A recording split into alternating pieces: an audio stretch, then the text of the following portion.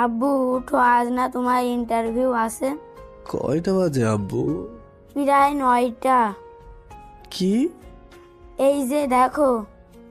ঘড়ি দেখে তো চমকে তাড়াতাড়ি ফ্রেশ হয়ে তার ছেলে আদনানকে নিয়ে অফিসের দিকে রওনা হয়ে কিছুক্ষণ পর তারা তাদের গন্তব্যে পৌঁছায়। শুভ নাম আসার জন্য অপেক্ষা করতে থাকে। তখনই পিছন থেকে কেউ একজন বলে ওঠে, ভাইয়া তুমি এখানে? পিছনে তাকিয়ে দেখে আরে তানজিলা তুমি? তুমি এখানে কি জন্য আসছো? ইন্টারভিউ দিতে। আর তুমি? আমি এখানেই চাকরি করি। আর এটা কে? আমার বাবা নাকি? হুম। তো আমার বাবার নামটা কি? আমার নাম আদনান। তুমি আমাকে বাবা ডাকছো কেন আন্টি? এমনি, তুমি দেখতে অনেক কিউট। কিউট হলি বুঝি বাবা ডাকতে হয়? আদনানের কথা শুনে তারা হাসাহাসি শুরু করে। তখনই পিয়ন এসে বলতে থাকে, আপনাদের মাঝে শুভকে। হ্যাঁ আমি শুভ। ভিতরে আসুন, ম্যাডাম ডাকছে। আব্বু তুমি তোমার আন্টির কাছে থাকবে নাকি আমার সাথে ভিতরে যাবে? আমি তোমার সাথে যাব। আচ্ছা এসো তাহলে। অতঃপর দরজায় গেলাম। আসবো ম্যাম? আসুন। ভিতরে ঢুকতেই অবাক হয়ে গেলাম। এটা কি করে সম্ভব? এ আমি কাকে দেখছি, যাকে 5টা বছর ধরে খুঁজে আসছি? আদিলা তুমি? আদিলা শুভকে দেখে অবাক হয়ে যায়, কিন্তু কোনো একটা অভিমান তার উপর ভর করে।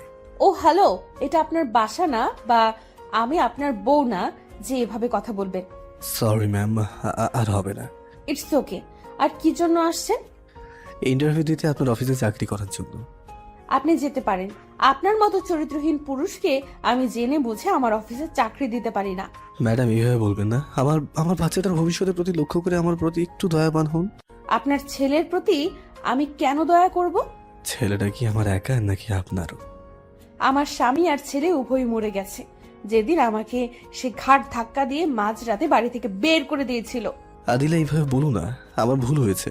যা শাস্তি তুমি আমাকে দাও, আদনানকে দিও না। আমার চাকরিটা না খুবই দরকার, প্লিজ আদিলা। বললাম তো, তোর মতো চরিত্রহীনকে আমি চাকরি দিতে পারি না। তুই চলে যা। প্লিজ আদিলা। তুই বের হবি নাকি দারোয়ান ডেকে তোর ঘাট ধাক্কা দিয়ে বের করে দিব? আদনান আসো। তখনই আদনান দৌড়ে গিয়ে আদিলার পা ধরে বলল, আন্টি তুমি আমার বাবাকে চাকরি না দিলেও তুমি আমাকে দাও। আমি ছোট মানুষ, কোনো কাজ করতে না পারলেও তো প্রত্যেক দিন আমি সকাল বিকাল তোমার জুতা মুছে দেব। আমাদের টাকার অনেক দরকার, আমার বাবা অনেক অসুস্থ। আদিলা যে কি করবে তার বলার ভাষা সে হারিয়ে ফেলেছে। যে ছেলেটি তার কোলে থাকার কথা, তার ছোট্ট হাতে আদিলার গাল ধরে চুমু খেয়ে বলবে, আম্মু তুমি অনেক পচা, আমাকে আদর করো না। সেই ছোট্ট দুটি হাত তার পা ধরে কাজের কথা বলছে, এগুলোই ভাবছে, আর তার চোখ দিয়ে অঝরে অশ্রু ঝরছে। দিবে না আমাকে তোমার জুতা পরিষ্কার করার সুযোগ? আদিলা পিচ্ছে আদনানকে বুকের সাথে জড়িয়ে ধরল। তোকে কিভাবে আমার জুতা পরিষ্কার করাবো আমি? তোর মা হয়ে তোর বাবাকে চাকরি দিতাম যদি একটি বার আজ বলতো, আদিলা আমি তোমাকে অনেক অনেক কষ্ট দিই, আমাকে তুমি ক্ষমা করে দাও, আমি তোমাকে আর কষ্ট দিব না, আমাকে মেনে নাও। আমি তোর বাবাকে মেনে নিতাম, আমার জায়গায় তোর বাবাকে বসাতাম, আগের মতোই তোর বাবাকে ভালোবাসতাম। কিন্তু তোর বাবা যে বড্ড পাষাণ, একটিবারও আমার কাছে ক্ষমা চাইলো না, তার সম্মানটাই বড় মনে করলো আমার থেকে। আমি তোর বাবার মান সম্মান মাটির সাথে মিশিয়ে দেব। তখনই শুভ আদনানকে ধমক দিয়ে বলল, এই আদনান, তোমাকে আসতে বলেছি না? আদনান ভয় পেয়ে কোল থেকে নেমে শুভর কাছে যায়।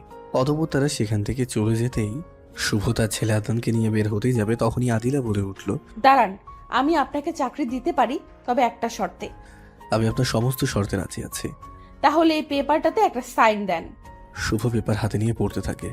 যতদিন পর্যন্ত আমি আপনাকে চাকরি থেকে বের না করব, ততদিন নিজ ইচ্ছায় চাকরি ছাড়তে পারবেন না।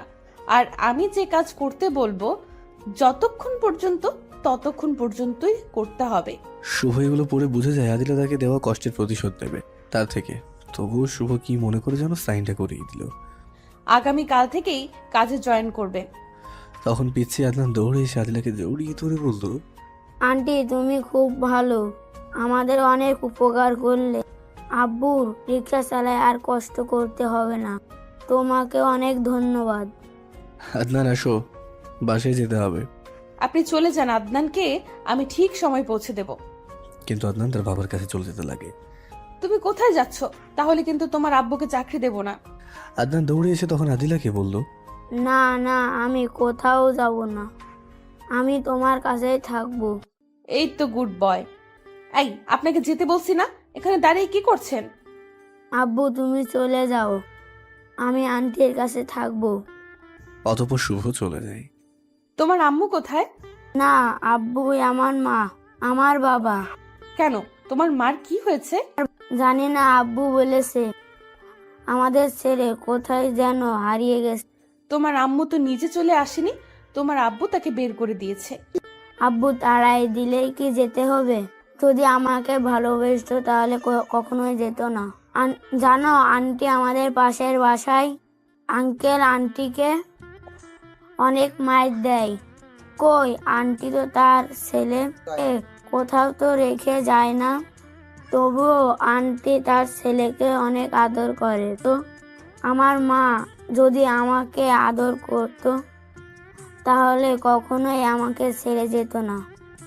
বলো আন্টি, আমি কি দোষ করেছিলাম যার জন্য আম্মু আমাকে ছেড়ে চলে গেছে? আমি যদি আমার মাকে কোনোদিন আমাদের কাছে ফিরে আসে তাহলে কখনোই আমি তাকে আম্মু বলে ডাকবো না। আদনানের পিচ্ছে মুখের অভিমানের কথাগুলো শুনে আদিলা চোখ দিয়ে অঝরে অশ্রু বের হয়ে আসে। তুমি কান্না করছো কেন আন্টি? আন্টি জানো, তোমাকে না আমার আম্মুর মতোই দেখা যায়। একটি বার আমাকে আম্মু বলে ডাক বাবা। আমি তোমাকে আম্মু কেন ডাকবো? আমি তোর হতভাগী মা, যে তোকে ছেড়ে চলে এসেছে, তোকে আদর করে না, ভালোবাসে না বাবা। একটিবার আমাকে আম্মু বলে ডাক। আদনান সাথে সাথে কোল থেকে নেমে চলে যেতে লাগে। আদিলা তার পিচ্ছি হাতটা ধরে বলে উঠল, বাবা আমাকে ছেড়ে যাস না, তোর এই হতভাগী মাটাকে ক্ষমা করে দে। আমি তোকে আর কখনো ছেড়ে যাব না, তোকে অনেক আদর করব। সত্যি বলছো তো? আমাকে ছেড়ে আর কোথাও চলে যাবা না তো? না বাবা, আর কখনো ছেড়ে যাব না। আদনান তখন আদিলাকে জড়িয়ে ধরে কেঁদে কেঁদে বলে উঠল, আম্মু তুমি অনেক পোষা, তুমি অনেক খারাপ। আদিলা তখন তার ছেলে আদনানকে পাগলের মতো চুমু খেতে থাকে। তোকে এখন থেকে অনেক আদর করব।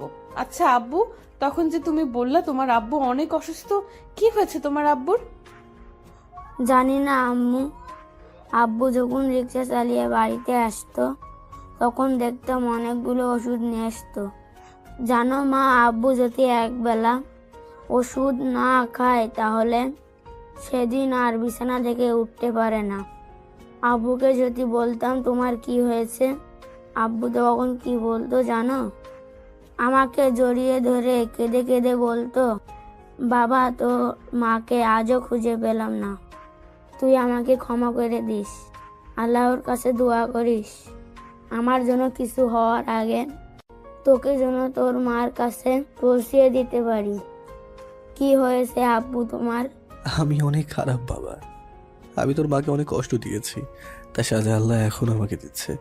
তুই বাবা আমার জন্য আল্লাহর কাছে দোয়া করিস যেন আল্লাহ আমাকে মাফ করে দেন। এগুলো বলতো আর ফুপে ফুপে কান্না করতো। জানো মা, আমার খুব ভয় করতো যদি আব্বুর কিছু হয়ে যায় আমি কার কাছে থাকতাম। আদিলা আদনানের কথা শুনে ভাবতে থাকে, শুভর কি হয়েছে? সে এমন কথা কেন বলছে? তা কি না, আমি তাকে আর দ্বিতীয়বার হারাতে চাই না। আদিলা আদনানের কথা শুনে ভাবতে থাকে, শুভ কি আমি আবার হারিয়ে ফেলবো? এমন কথা সে কেন বলছে? কি হয়েছে তার?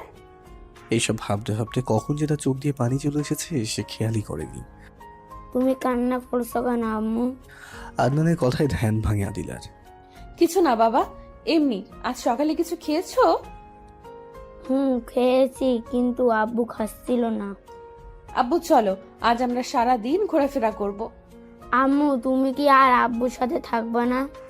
জানো মা, প্রতি রাতে আব্বু তোমার ছবি মোবাইল থেকে বের করে বুকের সাথে জড়িয়ে ধরে কান্না করে বলতে থাকে, আদিলা আমাকে ক্ষমা করে দিও, তোমাকে অনেক কষ্ট দিয়েছি, কখনো তোমার মুখে হাসি ফোটাতে পারিনি, রাগ করে থেকো না। আদিলা ফিরে এসো না আমার এই বুকটাতে। এগুলো বলতো আর কান্না করতো। আমি আজই তোর বাবার বুকে ফিরে যেতাম যদি আজ একটি বার বলতো, আদিলা আমাকে ক্ষমা করে দাও। আমি আর কখনো এমন করব না। আমি তো তোর বাবাকে বলি নাই যে আমার পা ধরে ক্ষমা চাও, তাহলে না সে আমার কাছে ছোট হয়ে যেত। একটিবারও আমার কাছে ক্ষমা চাইলো না। আর আমি সে যদি একটু অভিমান করত, আমি বারবার তার পা ধরে অভিমান ভাঙাতাম, ক্ষমা চাইতাম। তোর বাবা আমার অভিমানটা ভাঙালো না। আমি তোর বাবাকে অনেক কষ্ট দেব, অনেক। কি হলো আম্মু, কি ভাবছো, থাকবা না? না, কেন আম্মু? এমনি। চল ঘুরতে যাই। চলো। অতঃপর তারা মা ছেলে বিভিন্ন জায়গায় ঘোরাফেরা করে বিকেলে তারা মার্কেটে যায়। সেখান থেকে আদনানের জন্য কাপড় কিনে চলে যায় শুভর বাসার উদ্দেশ্যে। কিছুক্ষণ পর আব্বু নামো, এসে পড়েছি। আম্মু তুমি আসো না? না, তোমার আব্বু বকা দিবে। বকা দেবে না, তুমি আসো। না বাবা, আরেকদিন আসবো। আচ্ছা। তখন আদিলা চলে যায়। পরের দিন শুভ অফিসে আসে আদনানকে নিয়ে। ম্যাম আসবো? আসেন। ভিতরে যাওয়ার পর আদনান তার মায়ের কোলে গিয়ে বসে। দাঁড়িয়ে আছেন কেন? বসেন। সত্যি করে বলেন, আপনার কি হয়েছে? শরীর সুস্থ আছে? তা জেনে আপনি কি করবেন? আমার কি কাজ সেটা বলুন। আদিলা শুভর কথায় আবারও কষ্ট পায়। আপনাদের ধারণা হতে পারে শুভ কেন এমন আচরণ করছে। তার যথেষ্ট কারণ রয়েছে। শুভর কাছে অনেক অনেক এরকম কারণ রয়েছে যাতে সে রাগ করবে। গল্পের সাথে থাকুন, অবশ্যই জানতে পারবেন। ঠিক আছে, যখন বলবেন না। শুনেন, আপনার কাজ হলো আদনানকে প্রত্যেক দিন স্কুলে দিয়ে আসবেন আর নিয়ে আসবেন, আর সমস্ত অফিস সকাল থেকে বিকাল পর্যন্ত ঝাড়ু দিবেন। ম্যাম, এত বড় অফিস আমি একা ঝাড়ু কেমন ভাবে দেব? তা আমি জানি না। আমার কাজ ঠিকঠাক হলেই হলো, না হলে একটাও চর মাটিতে পড়বে না, সবগুলোই আপনার গালের মধ্যে পড়বে।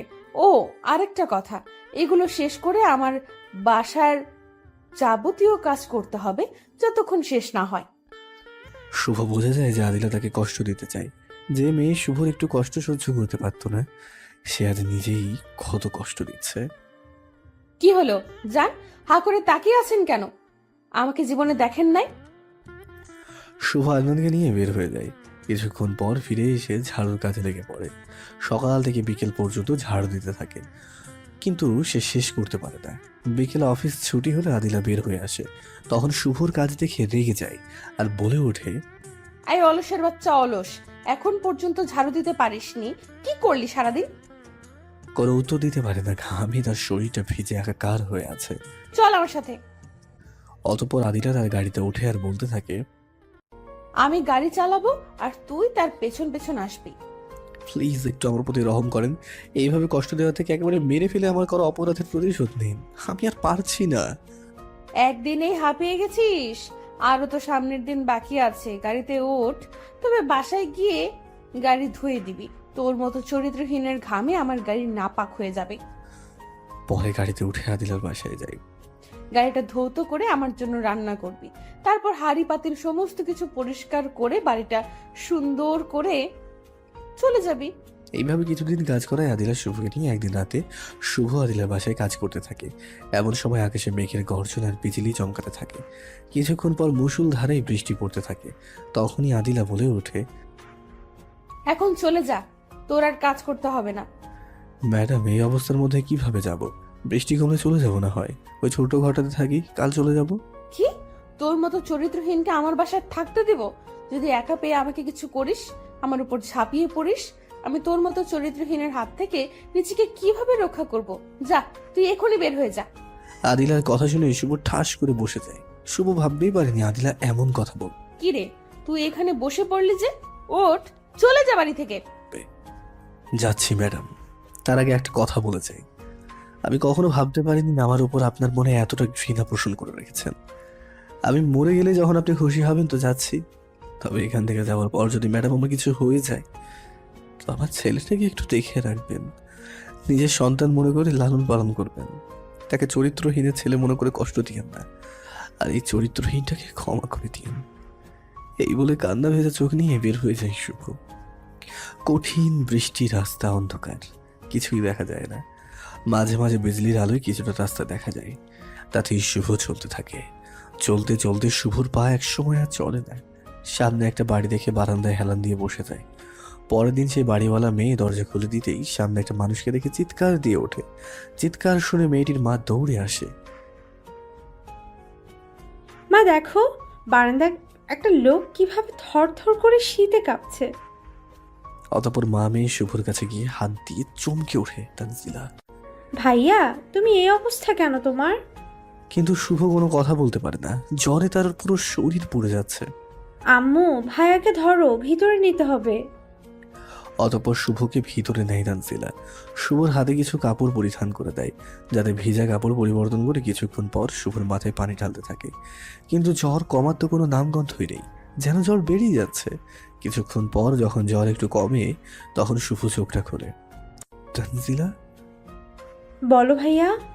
আমার প্যান্টের প্যাকেটে কিছু ওষুধ আছে, সেগুলো আনো তো। তানজিলা সেগুলো এনে দিলে শুভ খেয়ে নেয়। তোমার কাছে টাকা থাকলে আর কয়েকটা ওষুধ নিয়ে আসো না।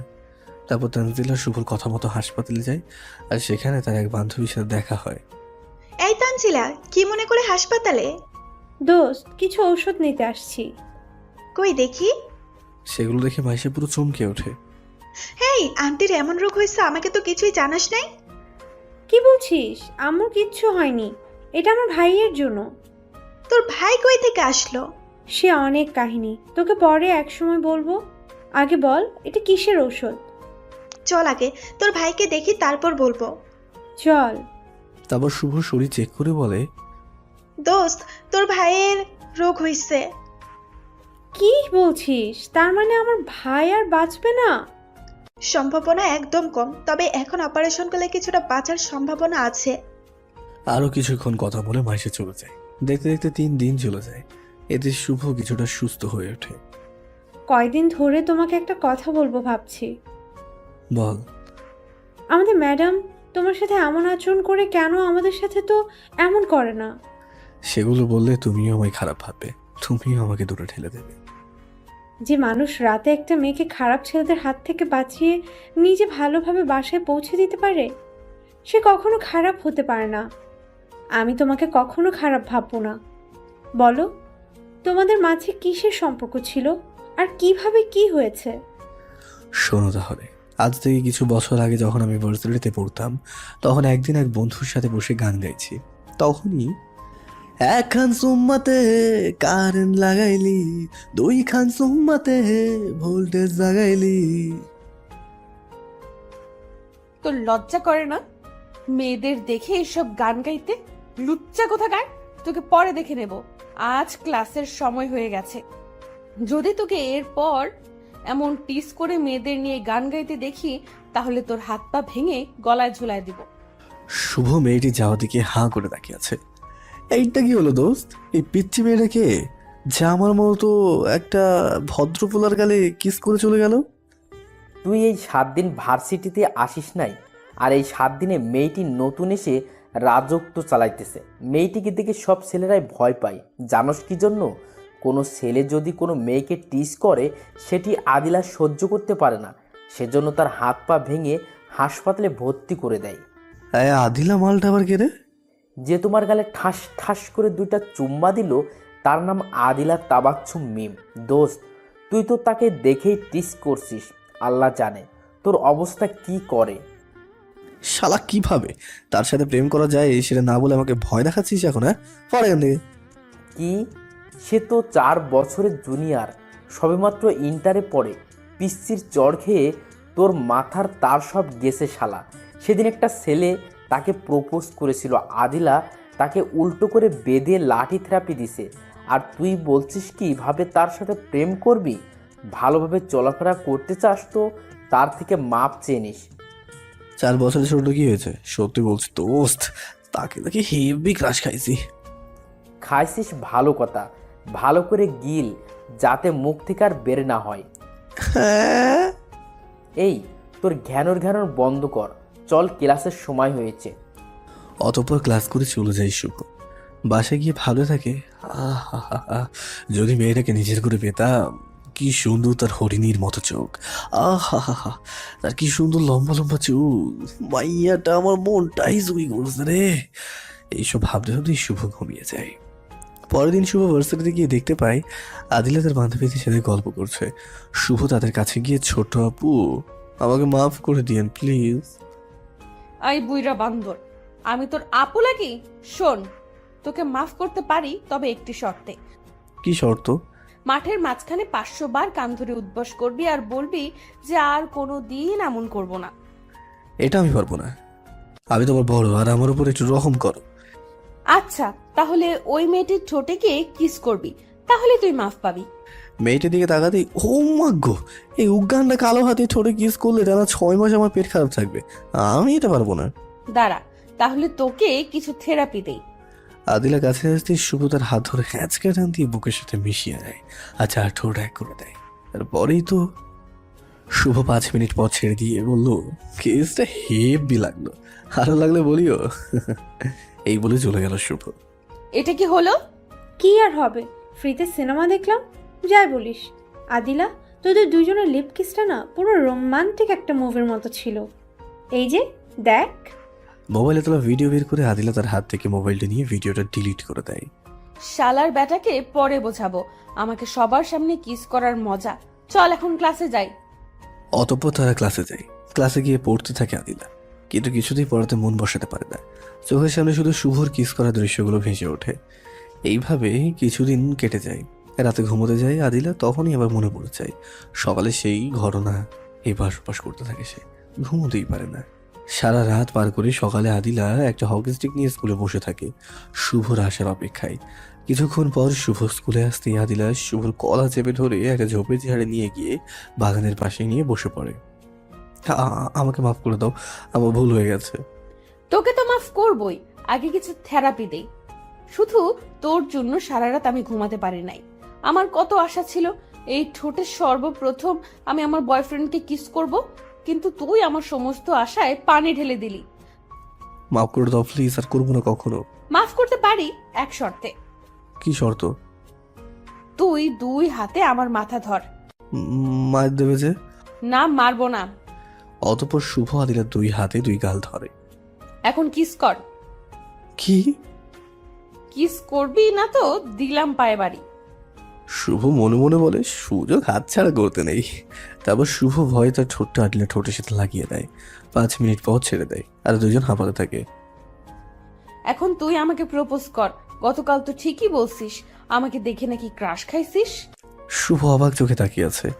এই গুন্ডি মেয়ে তার কাছে এমনি ধরা দিচ্ছে। শুভ মনে মনে ভাবতে থাকে, আমি তাকে দেখে ক্রাশ খেয়েছি সেটা আদিলার কেমনে জানলো? আর সে আমার সাথে এমন ব্যবহার করছে কেন? সে কি আমার মতোই প্রথম দেখায় আমাকে ভালোবেসে ফেললো নাকি? নাকি কোনো নাটক করছে আমাকে ফাঁসানোর জন্য? এই, এইভাবে ড্যাব ড্যাব করে তাকিয়ে আছিস কেন? আগে প্রপোজ কর, পরে অনেক সময় দেখার জন্য পাবি। আদিলার কথা শুনে মনে মনে শুভ অনেকই খুশি হয়। আমি তো প্রপোজ করতে পারি না। যেভাবে পারোস সেভাবেই কর। আচ্ছা আচ্ছা করছি, বাট কি দিয়ে করবো? আমার কাছে তো কোনো ফুল টুল কিছু নেই। ওই দেখ, একটা লোক ফুলকপি নিয়ে যাচ্ছে, সেটা দিয়ে করবি।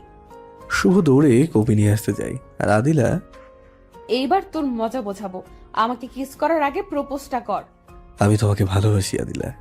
আমি যদি গাছ হই তুমি হবে কলি, আমি যদি কলি হই তুমি হবে ফুল, তুমি যদি ফুল হও আমি হব ভ্রমর, তোমার থেকে মধু নিয়ে শরীরে দেব কামড়।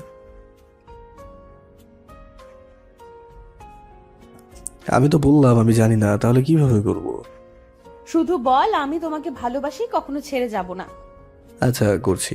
আমি যেদিন তোমায় প্রথম দেখি সেদিন থেকেই শুধু এটা ভেবে এসেছি, কিভাবে তোমাকে আপন করে নেব, কি করলে আমি তোমার ভালোবাসা পাবো। আদিলা, তোমার হাত দুটি আমায় ধরতে দেবে? যে হাত ধরে দুজনে এক অজানা পথে হাঁটবো, যেই পথে শুধু তুমি আর আমি থাকবো, আর মাঝে থাকবে শুধু অফুরন্ত ভালোবাসা। আদিলা, হবে কি তুমি আমার রাজ্যের রাজরানী, আর যে রাজ্যের শাসন থাকবে শুধুই তোমার। তুমি কি হবে আমার বাচ্চার মা? নেবে কি তুমি আমার অগোছালো জীবনটার গোছানোর দায়িত্ব? কথা দিচ্ছি কখনো ভুলে যাব না, সারা জনম ভালোবেসে যাব। আই লাভ ইউ আদিলা, তুমি আমাকে ফিরিয়ে দিও না। আদিলা সাথে সাথে কলার ধরে দাঁড় করিয়ে চড় দিতেই যাবে, তার আগে শুভ চোখটা বন্ধ করে নেয়। কিছুক্ষণ পর তার গালে নরম ঠোঁটের ছোঁয়া লাগে। শুভ চোখ খুলতেই আদিলা বলে উঠল, তুমি কি মনে করেছো আমি তোমাকে চর মারবো? তুমিই বলো আমি এই ইনোসেন্ট চেহারায় কিভাবে আঘাত করি, যে চেহারা দেখে আমি তোমার প্রেমে পড়েছিলাম। আমিও তোমাকে অনেক ভালোবাসি। এই বলে জড়িয়ে ধরে। না, তোমায় কখনো ছেড়ে যাবো না। আমার একটা চিমটি গেল তো। কেন? আমি তো বিশ্বাসই করতে পারছি না এগুলো বাস্তব নাকি স্বপ্ন। ও মাগো, হ্যাঁ এত সময় কেউ চিমটি কাটে দেখি? হ্যাঁ হয়েছে হয়েছে, এবার বিশ্বাস হয়েছে, এটা বাস্তব। আচ্ছা, সত্যি করে একটা কথা বলবে, তুমি এই খ্যাত ছেলেটাকে কিভাবে ভালোবাসলে কলেজে টপ সুন্দরী হয়ে? আগে চল একটা পার্কে বসি। চলো। পার্কে গিয়ে আদিলা ঘাসের ওপরে বসে পড়ে আর শুভ তার রানের ওপর মাথা দিয়ে শুয়ে পড়ে। তারপর আদিলা শুভর মাথায় হাত বোলাতে থাকে আর বলতে থাকে, আজ থেকে 3 বছর আগে তোমাকে আমার বাড়ির পাশে একটা মেলায় গান গাইতে দেখেছিলাম। জানো শুভ, সেদিন তোমার গানের সুরে আর তোমার এই মায়াবী চেহারার প্রেমে পড়ে যায়। যখন তোমার গান শেষ হয় আমি দৌড়ে তোমার কাছে যেতে লাগি, কিন্তু ভিড়ের কারণে তোমার কাছে যেতে পারিনি। ভিড় যখন কমে আসে আমি সেখানে গিয়ে শুনতে পাই তুমি নাকি চলে গেছো। সেদিন তোমাকে অনেক খুঁজেছি কিন্তু তোমাকে আর পাইনি। এরপর যখনই আমি রাস্তায় বের হতাম তখনই তোমাকে খুঁজে বেড়াতাম। আর প্রত্যেক বছর বছর আমি স্কুল পরিবর্তন করতাম তোমাকে খোঁজার জন্য, শুধু তোমার ভালোবাসা পাওয়ার জন্য। তাই এইবারও এই কলেজে এসেছি শুধু তোমার জন্য। এই প্রথম দিন এসেই সমস্ত ছাত্রদের দেখেছি কিন্তু তোমাকে দেখতে পাইনি, তাই ভাবছিলাম চলে যাব। তখনই আমার এক বান্ধবী মায়া আমাকে বলে, এই আদিলা, তুই তো এই কলেজে নতুন এসেছিস, কলেজের ছেলেদের সম্পর্কে কিছু জানিস না, তাই আগে তোকে সাবধান করে দেই। এই বলে মোবাইল থেকে কিছু পিক দেখায়, এইসব ছেলেদের থেকে দূরে থাকবি, না হলে কিন্তু জীবনের 14 আনার তেজপাতা বানিয়ে ফেলবে। কেন রে, এরা কি অনেক খারাপ? না, তাহলে? এরা এক একটা ফাজিলের ডিব্বা। এই বান্দরগুলো যাকে ধরে তার জীবনের 12টা বাজিয়ে দেয়। ও আচ্ছা, তারা তো আর আমাকে চিনে না। যেদিন আমার সাথে ফাজলামি করতে আসবে সেদিন বোঝাবো তাদের এই আদিলা কি জিনিস। আচ্ছা মায়া, সবার প্রথম যে ছবিটা দেখালি তার আচার ব্যবহার কেমন? কেন রে, পিক দেখে প্রেমে পড়ে গেলি নাকি? না, তাহলে? এমনি শুনতে যাচ্ছি। ছেলেটার আচার ব্যবহার আর পড়ালেখা উভয় দিক দিয়ে অনেক ভালো, কিন্তু কিন্তু কি? তার আর্থিক অবস্থা নাই বললেই চলে। আর ছেলেটা প্রচন্ড দুষ্ট। এই দুটা কারণেই তার থেকে দূরে থাকি, নয়তো আগেই তাকে আমার রাজা হিসেবে গ্রহণ করে নিতাম। আমার সমস্যা নাই, চলবে। কি বললি? কিছুই তো বুঝলাম না। চল। তোর চলবে মানে কি? এখন বুঝে কাজ নাই, পরে বুঝে নিস। এই বলে সেখান থেকে চলে আসি। জানো শুভ, সেদিন তোমাকে দেখার পর কতটা খুশি হয়েছিলাম তা তোমাকে বলে বোঝাতে পারবো না। পরে তোমার কলেজে আসার অপেক্ষায় থাকতাম কোন দিন তুমি আসবে আর কখন তোমার সাথে আমি কথা বলবো। পরে সেদিন যখন তুমি কলেজে আসলে আমি তোমার সাথে কথা বলার জন্য তোমার কাছে যেতে লাগি, আর অমনি তুমি আমাকে দেখে গান শুরু করে দিলে। আর তাতেই আমি তোমাকে আমার কাছে আনার সুযোগ পাই। আমার জানটাকে দুইটা থাপ্পড় লাগিয়ে দিয়ে কেন মেরেছিলাম জানো? যদি আমি তোমার সাথে কথা বলতাম তাহলে হয়তো তুমি মনে মনে নিজেকে নিয়ে অনেক গর্ববোধ করতে যে কলেজের টপ সুন্দরী নিচ থেকে তোমার সাথে কথা বলতে আসছে। তাই সেদিন আমার জানোটাকে মেরেছিলাম যেন সে আমাকে নিয়ে ভাবে আর আমার পেছনে ঘুরঘুর করে। বাহ, আবার জানটা দেখি অনেক চালাক। চালাকি করছি আমার ভালোবাসাকে পাওয়ার জন্য। এই খ্যাত ছেলেটাকে তুমি এত ভালোবাসো? দেখো শুভ, তুমি নিজেকে আমার সামনে খ্যাত বলবে না। তুমি অন্য কারো চোখে খ্যাত হলেও তুমি আমার চোখে আমার রাজ্যের রাজা। আচ্ছা বাবা, আর বলবো না, এই যে দেখো কান ধরছি। ওকে চলো, আজ অনেক হয়েছে, এখন বাড়ির দিকে যাওয়া যাক। আচ্ছা চলো। এইভাবেই তাদের ভালোবাসা খুনসুটির মধ্যে চলতে থাকে আর একে অপরের প্রতি বিশ্বাস আর ভালোবাসা বাড়তে থাকে। হঠাৎ একদিন সকালে আদিলা ফোন করে শুভকে, আর কলেজের আগে শুভকে। শুভ কলেজে গিয়ে যা দেখতে পায় তো তার পায়ের নিচের মাটি সরে যায়। শুভ স্কুলে গিয়ে দূর থেকে দেখতে পায় আদিলাকে একটা ছেলে প্রপোজ করছে, আর আদিলা হেসে হেসে তাকে কি যেন বলছে।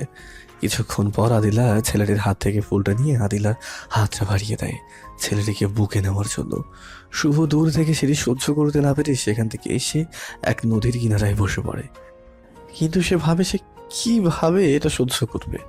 যাকে শুভ তার জীবনে চেয়েও বেশি ভালোবাসে সে যদি তাকে চেয়ে অন্য কাউকে ভালোবাসে, অন্য কাউকে বুকে নেওয়ার জন্য তাকে দেখানোর জন্য ডেকে আনে, কারো ভালোবাসা যদি তাকে ছাড়া অন্য কাউকে বুকে নেয়, সে কি সেটা সহ্য করতে পারবে? আপনাদের যদি কেউ এরকম থাকে তাহলে হয়তো বুঝতে পারবেন। তেমনই শুভও পারেনি। আর ভালোবাসার মানুষ তার চোখের সামনে অন্যকে জড়িয়ে ধরতে দেখে তো শুভ নদীর কিনারে এসে পানিতে ঢিল ছুঁড়ে মারে আর বলতে থাকে, এই বুঝি ধনী মেয়েদের ভালোবাসা। কি অপরাধ আমি করেছি যার জন্য তুই আমাকে ঠকালি? কেন এমন করলি? কেন আমার জীবনটা এইভাবে নষ্ট করে দিলি? কি অপরাধ ছিল আমার? যদি ভালো নাই বাসতি তাহলে কেন আমাকে ভালোবাসা শেখালি? কেন তুই ভালোবাসার অভিনয় করলি আমার সাথে? শুভই সব মনে মনে বলছে, আর তার চোখ দিয়ে অঝরে অশ্রু ঝরছে। কিছুক্ষণ পর, না, আমি ওই ছলনাময়ের জন্য আর কাঁদবো না। সে যদি আমাকে কষ্ট দিয়ে সুখে থাকতে পারে, সে সুখে থাকুক। আমি আর কখনো তাকে আমার এই মুখ দেখাবো না, কখনো না। না তো কখনো তাকে আর বলবো না যে তাকে আমি ভালোবেসেছিলাম। কেন ছেড়ে গেলে আমায়? গরিব ছিলাম বলে? আমি এতটা নিকর্মা ছিলাম না যে তোমাকে সুখে রাখতে পারতাম না। তুমি সুখে থাকার জন্য আমাকে ছেড়ে চলে গেলে। তুমি তোমার ভালোবাসার মানুষকে নিয়ে সুখে থেকো। এদিকে আদিলা শুভর জন্য অপেক্ষা করতে থাকে। শুভ আর তার সামনে চায় না। আদিলা শুভর নম্বরে ফোন করে বারবার, কিন্তু শুধু একটা কথাই বলে, আপনি যে নম্বরে ফোন করেছেন তা এই মুহূর্তে বন্ধ রয়েছে, কিছুক্ষণ পর আবার চেষ্টা করুন। বারবার যখন এই একই কথাই বলে, আদিলা অস্থির হয়ে যায়। আবার শুভর কোনো কিছু হলো না তো? এই তো কিছুক্ষণ আগে তো বললাম, এখন ফোন তুলছে না কেন? তার কি কোনো... না না না, আমি সব কি ভাবছি? আমার শুভর কিছু হতে পারে না। এইভাবে সকাল গড়িয়ে বিকাল হয়ে যায়, তবুও শুভর কোনো খোঁজ আদিলার কাছে আসে না। আদিলা বাসায় গিয়ে শুয়ে পড়ে, বারবার শুভকে ফোন করে, মেসেজও করতে থাকে। প্লিজ শুভ, একটিবার ফোনটা তুলো। কেন তুমি ফোন তুলছো না? এইসব ভাবছে আর বালিশে মুখ গুজে দিয়ে কান্না করছে। শুভ, তুমি একটিবার আমার সাথে কথা বলো। কেন তুমি আমার সাথে অভিমান করেছো? যদি আমি কোনো অপরাধ করে থাকি তাহলে আমাকে বলো, তবুও আমার সাথে কথা বলো। মনে মনে বলছে আদিলা। এইভাবে একদিন দুই দিন চলতে চলতে কিছুদিন কেটে যায়। আদিলা শুভর কোনো খোঁজ খবর পায় না। এই কয়দিন আদিলার শরীরের অবস্থা একদমই খারাপ হয়ে যায়। চোখের নিচে কালো দাগ, চুলগুলো এলোমেলো করা, দেখতে কেমন যেন বিশ্রী আকৃতি হয়ে যায় আদিলার। একদিনই সকালে শুভর অপেক্ষায় মন খারাপ করে বসে আছে আদিলা। তখনই তার বান্ধবী মায়া এসে বলল, দেখা দিলা, এভাবে ভেঙে পড়লে হয় না। তুই তো জানিস শুভ গ্রামের ছেলে, হয়তো সেখানে কোনো সমস্যা হয়েছে তাই আসতে পারছে না। তাই বলে কি ফোন বন্ধ করে রাখবে? একটিবারও কি আমার কথা তোমার মনে পড়ে না? তুই জানিস না গ্রামে বিদ্যুতের কি অবস্থা? একদিন থাকলে 7 দিনই থাকে না। তাই হয়তো তার মোবাইলে চার্জ না থাকার কারণে বন্ধ হয়ে গেছে। বুঝলাম, তার মোবাইলে চার্জ নাই। অন্য কারো মোবাইলে কি চার্জ নাই? আমাকে একটিবারও কি ফোন করে তার সমস্যার কথা বলতে পারলো না? আমি কি তার এতই পর হয়ে গেছি? কি মনে করে ও? তার না হয় আমার কথা মনে পড়ে না। আমার কি তার কথা মনে পড়ে না? কুত্তাটা আসুক, এবার বোঝাবো এই আদিলাকে এতদিন কষ্ট দেওয়ার মজা কি। চল কোনো পার্কে থেকে ঘুরে তোর মনটা ফ্রেশ হবে। কতদিন থেকে শুধু একাই বসে আছিস। আচ্ছা চল। আদিলা পার্কে গিয়ে দেখতে পায় শুভ একটা বেঞ্চের উপরে মন খারাপ করে বসে আছে। আদিলা শুভকে দেখা মাত্রই দৌড়ে গিয়ে জড়িয়ে ধরে কান্না করে দেয় আর বলে, কি হয়েছে তোমার? কেন আমার সাথে দেখা করো না? কেন ফোন বন্ধ রাখছো? আপনার সাহস হয় কি করে আমাকে জড়িয়ে ধরে? আদিলা গালে হাত দেয়। আমার হবু স্বামীকে আমি জড়িয়ে ধরবো না তো কে ধরবে? দেখেন, এইগুলো ফাজলামি বাদ দেন। আর আমি আপনার যোগ্য কখনোই ছিলাম না, আর কখনো হবও না। তাই আমি আপনার সাথে আর কোনো সম্পর্ক রাখতে চাই না। প্লিজ, আপনার কাছে হাত জোড় করে বলছি, আপনি এখান থেকে চলে যান। আমি কি কখনো তোমাকে বলছি তুমি আমার যোগ্য না? কেন ছেড়ে যাওয়ার কথা বলছো? সব কথা মুখে বলতে হয় না, কিছু কাজে কর্মে বোঝা যায়। এই বলে শুভ সেখান থেকে চলে যেতে লাগে। আদিলা দৌড়ে গিয়ে শুভর পাটা জড়িয়ে ধরে। প্লিজ শুভ, আমি যদি কোনো ভুল করে থাকি তাহলে আমাকে বলো, আর আমাকে তোমার পিচ্চি বউ মনে করে ক্ষমা করে দাও। তবু ছেড়ে যাওয়ার কথা বলো না। আমি তোমাকে ছাড়া বাঁচবো না। তোমাকে না পেলে মরে যাব। বাহ, কি সুন্দর অভিনয়! পা ছাড়েন বলছি। তুমি আমাকে ক্ষমা না করা পর্যন্ত আমি তোমার পা ছাড়বো না। আমাকে যদি 1 সেকেন্ডের জন্য ভালোবেসে থাকেন তাহলে পাটা ছেড়ে দেন। পা ছেড়ে দিব? কেন আমাকে ব্ল্যাকমেল করছো? আমাকে ক্ষমা না করে দিলে আমি তোমাকে ছাড়া বাঁচবো না। আমাকে না পেলে মরে যাবেন? আরে, আমার মতো একটা ছোট লোক আপনার জীবন থেকে সরে গেলে কি হবে? আপনার কি বয়ফ্রেন্ডের অভাব পড়েছে নাকি? কি বলছো এগুলো? বিশ্বাস করো শুভ, তুমি আমার প্রথম ভালোবাসা, তুমি আমার শেষ ভালোবাসা। তোমাকে ছাড়া আর আমি কাউকে ভালোবাসি না। মিথ্যা বলা বাদ দিয়ে আপনি এখান থেকে চলে যান। আমি যদি সেদিন নিজ চোখে না দেখতাম তাহলে হয়তো বিশ্বাসই করতাম না, কারণ আমি আপনার প্রেমে এতটাই অন্ধ ছিলাম। কি দেখছো তুমি? কেন আমাকে অবিশ্বাস করছো? আমি সত্যিই তোমাকে ছাড়া কাউকে ভালোবাসি না। সেদিন ছেলেটা যখন আপনাকে প্রপোজ করলো আপনি তখন হাসি মুখে তার প্রস্তাব গ্রহণ করেননি, তাকে জড়িয়ে ধরেননি। বলেন কথা। শুভর কথা শেষ করতে না করতেই তার কলার ধরে বলল, কুত্তা, তুই সেদিন সবটাই না দেখি কেন আমাকে অবিশ্বাস করলি? কেন আমাকে এতদিন কষ্ট দিলি? কেন আমাকে কাঁদালি বল? শুভ আদিলার এমন আচরণে ভয় পেয়ে যায়, কারণ সে ভালো করেই জানে যে আদিলা 1 নম্বরের গন্ডি। আমি আমি সবটাই দেখেছি। আপনি আপনি ওই ছেলেটাকে জড়িয়ে ধরেছেন। আপনি আমাকে ছাড়া তাকে কেন জড়িয়ে ধরবেন? যদি তাকে ভালো নাই বাসতেন। এই তোরা ফোনটা দে, আর তোরা এই কুত্তাটাকে শক্ত করে ধর, তাকে কিছু থেরাপি দিতে হবে। তুই পারবি তাকে মারতে, তাকে কষ্ট দিতে? আমি মারবো, আমি তাকে কষ্ট দেব, পরে আমি তাকে আদর করে সব কষ্ট দূর করে দেব। এখন তোকে ধরতে বসে, ধর। তারা শুভকে ধরতেই যাবে তখনই থাক, আগে নির্দোষ প্রমাণ করে নেই, তারপর তাকে বানাবো। এই বলে আদিলা একটা ভিডিও চালু করে। শুভরও ভিডিওটা দেখেই অবাক হয়ে যায়। আই লাভ ইউ আদিলা, আমি তোমাকে অনেক ভালোবাসি। বিশ্বাস করো আদিলা, তোমাকে আমি যেদিন প্রথম দেখি সেদিনই তোমাকে আমার ভালো লাগে। আস্তে আস্তে এই ভালো লাগা থেকে কখন যে তোমাকে ভালোবেসে ফেলেছি আমি নিজেও জানি না। আমি তোমাকে অনেক ভালোবাসবো, কখনো ছেড়ে যাব না। আমাকে তুমি ফিরিয়ে দিও না। ইমরান, তুমি তো জানো আমি শুভকে ভালোবাসি, তাও আমার জীবন থেকে বেশি। কেন এমন পাগলামি করছো? আমি তোমাকে ভালোবাসতে পারবো না। তাকে তুমি ভুলে যাও। সে তো একটা ছোট লোক, না আছে তার বাড়ি, না আছে তার টাকা পয়সা। তুমি তার কাছে কখনো সুখে থাকতে পারবে না। তোমার কোনো আবদার সে পূরণ করতে পারবে না। তুমি তাকে ভুলে যাও। এই দেখো, আমার সবই আছে, টাকা পয়সা, গাড়ি বাড়ি। তুমি আমার কাছে সুখে থাকবে, তোমার সমস্ত আবদার আমি পূরণ করতে পারবো। তখন ইমরানের হাত থেকে ফুলটা নিয়ে 2 হাত লম্বা করে বুকে আসো। ইমরান, আমি এমনই একজন লোক আমার লাইফ পার্টনার হিসেবে খুঁজতেছিলাম। ইমরান খুশি মনে আদিলাকে জড়িয়ে ধরতেই যাবে তখনই কুত্তার বাচ্চা, তোর সাহস কি করে হয় আমার শুভকে ছোট লোক বলা? আর আমি কার কাছে সুখী থাকবো না থাকবো সেটা তোকে কেন চিন্তা করতে হবে? তুই আমার কে, আর আমি কি অবুঝ নাকি? আমি আমার ভালো মন্দ কিছুই বুঝবো না? নিজের ভালো তো পাগলেও বোঝে। শোন, তোকে যদি আবার কোনো দিন আমার সামনে দেখি তাহলে তোর হাত ভেঙে গলায় ঝুলায় দেব। কাজটা তুমি একদমই ভালো করলে না। দেখে নিও, আমি তোমাদের দুজনকে কখনো একসাথে থাকতে দিব না। তোমাদের কখনো সুখে সংসার করতে দিব না। যা যা, তুই যা পারিস তা করিস। কখনো তুই আমাদের মাঝে ফাটল সৃষ্টি করতে পারবি না। তুই যদি কখনো আমাদের পৃথক করতে পারিস, শুভ কখনো ভুল করে দরকার পড়লে আমি তার কাছে ক্ষমা চাইবো, তবুও কখনো তাকে ছেড়ে দিব না। সেটা দেখা যাবে। এই বলে সে চলে যায়। আদিলা তখন শুভর হাত থেকে মোবাইলটা কেড়ে নেয় আর বলে ওঠে, কুত্তা, দেখছস তো আমি কাকে ভালোবাসি?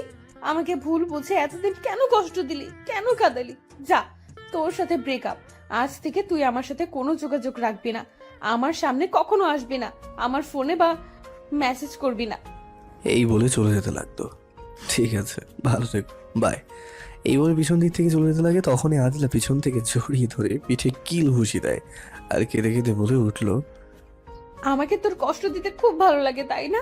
আমি তোকে আমার জীবন থেকে বেশি ভালোবাসি, এটা প্রকাশ করেছি, এর জন্য আমাকে বারবার কষ্ট দেস। আমাকে ক্ষমা করে দাও, আর আমি আর কখনো আমার জানটাকে কষ্ট দেবো না। তুমি তো একবার আমার বাসায় গিয়ে বলতে পারতে, তাহলে তার তো কষ্ট হতো না। বাহন্দর, তুই তোর বাসা কোথায় সেটা কি আমাকে বলছিস যে আমি তোর বাসায় আমি যাব? তুমিও তো বলনি। তুই বলিস নাই, তাই আমিও বলি নাই। যাই হোক, আমাকে তুমি ক্ষমা করে দাও। আমি আর কখনো তোমাকে ভুল বুঝবো না, যদিও তুমি আমাকে ছাড়া অন্য কাউকে ভালোবাসো। কি বললি তুই? কি বললি কুত্তা? আমি তোকে ছাড়া অন্য কাউকে ভালোবাসবো? যা, তুই আমার সাথে কখনো কথা বলবি না। এই বলে চলে যেতে লাগে শুভ। অমনি আদিলা আগে টান দিয়ে 4 ঠোঁট এক করে দেয়। প্রায় 5 মিনিট পর ছেড়ে দিয়ে, আমার পিচ্ছিটার প্রতি অনেক অভিমান, এই যে দেখো কান ধরছি, আর কখনো অমন কথা বলবো না, আমাকে ক্ষমা করে দাও না। ক্ষমা করতে পারি একটা শর্তে। বলো তোমার কি শর্ত? এখন থেকে দুপুর পর্যন্ত আমাকে জড়িয়ে ধরে বসে থাকবি আর আমাকে আদর করবি। 2, না হয় আমাকে এই সমস্ত পার্ক কোলে নিয়ে ঘোরাবি। এইগুলো কি কোনো শর্ত হলো নাকি? হ্যাঁ, আমি পারবো না। Thanks, good bye. এই বলে চলে যেতেই শুভ আদিলার কোমর ধরে বুকের সাথে মিশিয়ে 4 ঠোঁট এক করে দিয়ে আদিলা শুভ ঠোঁট পাগলের মতো চুষতে থাকে। 5-10 মিনিট হয়ে যায়, তবুও তাদের ছাড়ার কোনো নামগন্ধ নেই। তখনই মায়া বলে উঠল, এই মেরে ভাই আর বোন, তোরা কি আর ছাড়বি নাকি লিপ কিস করে শহীদ হয়ে যাবি? মায়ার কথায় আদিলা ছেড়ে দিয়ে হাঁপাতে হাঁপাতে বলে উঠল, দেখতেই পারছিস তোর দুলা ভাইয়ের সঙ্গে রোম্যান্স করছি, তো তোরা চোখ বন্ধ করে রাখতে পারিস না? আমি এটা বললাম তাই আমার দোষ হলো? হয়েছে, বলবি কেন? সময় হলে এমনিতেই ছেড়ে দিতাম। বোন, তোর কাছে হাত জোর করে ক্ষমা চাই, আমার ভুল হয়ে গেছে, আমাকে মাফ কর। ভুল করবি কেন আর ক্ষমা চাইবি কেন? দেখ, কতগুলি মানুষ এদিকে তাকিয়ে আছে আর তাদের নিয়ে কি যেন বলছে তোদের, তাই বলছি দেখ আদিলা, যখন তার সাথে এত রোমাঞ্চ করকে মন চায় তাহলে তোরা বিয়ে করে নে। রাতে তোরা মন ভরে রোমাঞ্চ করতে পারবি, এভাবে রাস্তাঘাটে মানুষ খারাপ বলবে। মানুষকে কি বলবো তাতে আমার কোনো যায় আসে না। আর কি বললি, বিয়ে? হ্যাঁ, আমরা অতি শীঘ্রই বিয়ে করব। তোর মনে যা চাই তাই করিস। এখন চল ক্লাসে যাই। তোরা যা, আমি আমার জানুটার সাথে আরো রোম্যান্স করব। আচ্ছা তোরা তাহলে থাক, আমরা গেলাম। অতঃপর তারা চলে যায়। তারা চলে যেতেই শুভ বলল, তুমি তাদের একা যেতে দিলে কেন? আমরা তাদের সাথে যেতাম, এখান থেকে কি করব? এই 7 দিন অনেক কষ্টে কেটেছে আমার, তাই সারা দিন আজ তোমার সাথে থাকবো, তোমার সাথে সময় কাটাবো। প্লিজ তুমি না করো না।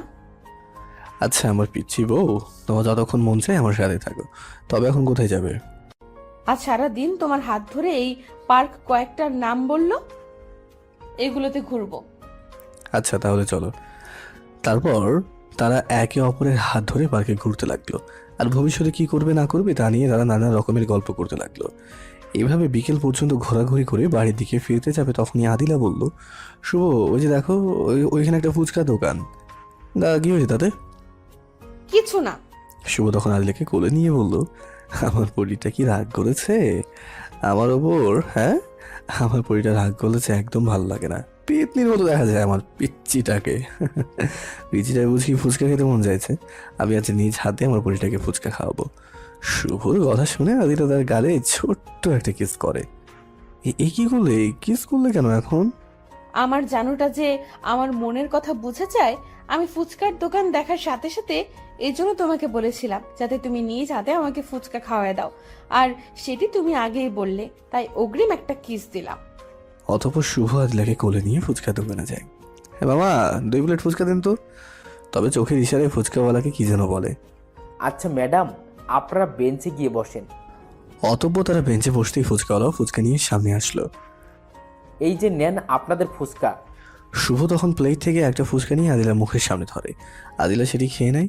অতঃপর আদিলা একটি নিয়ে শুভর মুখের সামনে ধরে আর মনে মনে ভাবে, খাও চান্দু, বুঝবে কত মজা, কত দানে কত চাল, আমাকে পেতনি ডাকা। কি হলো আদিলা, কি ভাবছো আমাকে খাওয়াবে না? জানো তোমার হাতে ফুচকা যে কত টেস্ট লাগে। শুভর কথা শুনে আদিলার ধ্যান ভাগে। খাওয়াবো তো, এই নাও। একে একে সব খাওয়ালো। যখন আদিলা দেখলো যে শুভ ফুচকা খেয়ে কোনো রিয়াক্ট করছে না, তখন আদিলা ফুচকাওয়ালা দিকে ইশারায় কি যেন বলতো। ম্যাডাম, সবচেয়ে বেশি করে দিয়েছি। ফুচকাওয়ালার কথা শুনে আদিলা মন খারাপ করে ফেলে। সে তার প্ল্যানে সাকসেসফুল হতেই পারে নাই, এই জন্য। আমার জানুটার আবার কি হলো, প্ল্যান সাকসেস হয় নাই এই জন্য বুঝি মন খারাপ? তুমি কি ভাবছো ফুচকায় ঝাল বেশি দিলে আমি খেতে পারবো না? আমি অনেক ঝাল খেতে পারি। আমি তোমার উপর প্রতিশোধ নিতে চেয়েছিলাম, তখন তুমি আমাকে পেতনি ডাকছিলে, তার জন্য ভাবছিলাম তোমাকে আরো বেশি ঝাল খাইয়ে কষ্ট দেব, অতঃপর গল্পের নায়িকার মতো আমার গোলাপি ঠোঁটের ছোঁয়া দিয়ে তোমার ঝাল কমিয়ে দেব। একটাও পেলাম না, তার জন্য মন খারাপ। আচ্ছা আসো, তোমার একটা আশা পূরণ করি। শুভ আদিলার কোমর ধরে টান দিয়ে 4 ঠোঁট এক করে নেয়। 5 মিনিট পর ছেড়ে দিয়ে বলে, এইবার খুশি তো? আদিলা, তুমি আমাকে কতটুকু চেনো, কতটুকু ভালোবাসো জানি না, তবে তোমার সাথে যদি আমি বিয়ের আগেই রুম ডেট করতে চাই, তুমি কি রাজি হবে? একবার কেন, 1000 বার তোমার সাথে বিয়ের আগেই রুম ডেট করতে আমি রাজি আছি। এত ভালোবাসো আমাকে? ধরো যদি আমি তোমার সাথে রুম ডেট করার পর তোমাকে ছেড়ে দিই? তোমার প্রতি আমার সীমাহীন বিশ্বাস আছে যে তুমি আমাকে কখনোই ছেড়ে দিবে না, এই বিশ্বাস নিয়েই তোমার হাতটা ধরেছি আমি। ধরো কখনো আমি তোমার থেকে সুন্দরী কোনো মেয়ে পেয়ে তোমাকে ছেড়ে দিলাম, তখন তুমি কি করবে? সারা জীবনের জন্য এই পৃথিবী ছেড়ে চলে যাব। না আদিলা, এমন কথা বলো না। আমি তোমাকে ছাড়া বাঁচতে পারবো না। কখনো তোমাকে ছেড়ে দেবো না মরার আগে পর্যন্ত। তোমার এই হাতে শক্ত করে ধরে থাকবো। এই বলে আদিলাকে বুকের সাথে জড়িয়ে দেয়। কিছুক্ষণ পর আদিলাকে বলল, চলো এবার বাসার দিকে যাওয়া যাক, সন্ধ্যা হয়ে আসছে। আগে তাহলে একটা পাপ্পি দাও। শুভ আদিলার কপালে একটা পাপ্পি দেয়। অতঃপর তারা দুজন তাদের গন্তব্যে রওনা হয়। আদিলা বাড়ি এসে ফ্রেশ হয়ে মাগরিবের নামাজ পড়তে বসে। অতঃপর রাতে ডিনারের সময় তারা সকলে একসাথে খেতে বসে। তখন তার পিতা প্রশ্ন করে বসে, আদিলা, ছেলেটি কে? কি তার পরিচয়? কোন ছেলেটি বাবা? যার সাথে আজ সারাদিন ঘোরাফেরা করছো? ও, সে আমার ফ্রেন্ড। শুধু কি ফ্রেন্ড? হুম। তাহলে এগুলো কি মোবাইল থেকে তাদের রোমান্টিক মুহূর্তের কিছু ফটো দেখায়? সরি বাবা, আমরা দুজন দুজনকে ভালোবাসি, যদিও ছেলেটি গরিব। দেখো আদিলা, আমি ভালোভাবে তোমাকে বলছি, তুমি তাকে ভুলে যাও। আমি তোমাদের সম্পর্ক কিছুতেই মেনে নিব না। আমার পক্ষে তাকে ভোলা সম্ভব নয়। আমি তাকে ভালোবাসি আর আমি তাকেই বিয়ে করব। তোর এত বড় সাহস, তুই আমার মুখের উপর কথা বলিস? তোর আজ থেকে কলেজে যাওয়া বন্ধ। 3 দিন পর আমার বন্ধু লন্ডন থেকে আসবে, তখন তার ছেলের সাথে তোকে বিয়ে দেব। তখন দেখব তোদের ভালোবাসা কোথা থেকে থাকে। এই বলে আদিলাকে একটা ঘরে বন্ধ করে দেয়। এদিকে শুভ আদিলাকে রাতে ফোন দেয়, কিন্তু ফোনটা বন্ধ। এই কথাই বলতে থাকে। শুভ তার কথা চিন্তা করতে থাকে। আমার আদিলা কিছু হবে না তো? ফোন কেন তুলছে না? এইসব ভাবতে ভাবতে ঘুমিয়ে দেয়। পরের দিন শুভ ঘুম থেকে উঠে ফ্রেশ হয়ে তাড়াতাড়ি তার স্কুলে গিয়ে আদিলা যেন অপেক্ষা করতে থাকে, কিন্তু তার অপেক্ষায় রয়ে যায়। আদিলা আর আসে না। সে আসবে বা কিভাবে? সে তো ঘরে বন্দি আছে। এদিকে আদিলা তার খাওয়া দাওয়া বাদ দেয়। দেখতে দেখতে 2টা দিন চলে যায়। এতে শুভ অনেকটাই ভেঙে পড়ে। আদিলার সাথে কথা হচ্ছে না, দেখা হচ্ছে না বলে অতঃপর শুভ কোনো সন্ধান না পেয়ে আদিলার বান্ধবী মায়ের কাছে যায়। মায়া, তুমি কি আদিলার খবর কিছু জানো? সে কোথায়? না তো, 2 দিন ধরে ফোন করছি, তুলছেই না। আমার তার বাড়ি যাওয়ার সুযোগ হচ্ছে না। আর তোমার শরীরের এই অবস্থা কেন? জীবনে দেখলাম 2টা পাগল, আদিলার অবস্থা দেখলাম, আর এখন তোমার।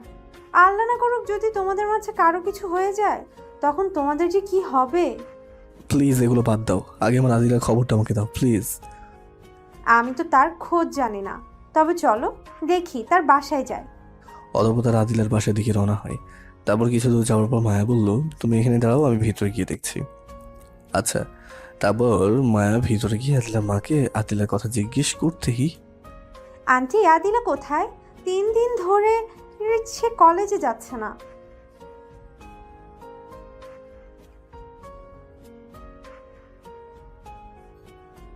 আচ্ছা আন্টি, আপনি নিশ্চিন্তে থাকুন, আমি তাকে কোথাও নিয়ে যাব না। অতঃপর আদিলার মা মায়ের কাছে চাবি দেয়। মায়া চাবি নিয়ে তালা খুলে ভিতরে ঢোকে, দেখতে পায় আদিলা উপর হয়ে শুয়ে আছে। তোরা যখন এতই একজন অন্যজনকে ভালোবাসিস, তাহলে পালিয়ে গিয়ে বিয়ে করে নে। একজন তো ঘরের মধ্যে বন্দি অবস্থায় কষ্ট পাচ্ছে, আরেকজন তো প্রায় আত্মহরাই হয়ে গেছে। হঠাৎ এমন কথা শুনে আদিলা চমকে ওঠে আর পিছনে তাকায়। মায়াকে দেখে শোয়া থেকে উঠে দৌড়ে জড়িয়ে ধরে কেঁদে দেয়। প্লিজ মায়া, তুই আমাকে এখান থেকে বের হওয়ার সুযোগ করে দে। আমি যে আর পারছি না। বাবা কালই আমার বিয়ে ঠিক করেছে তার বন্ধুর ছেলের সাথে। তুই আমাকে নিয়ে যা, আমি শুভকে ছাড়া বাঁচবো না। মেয়ে মানুষ কিভাবে তোকে নিয়ে যাব?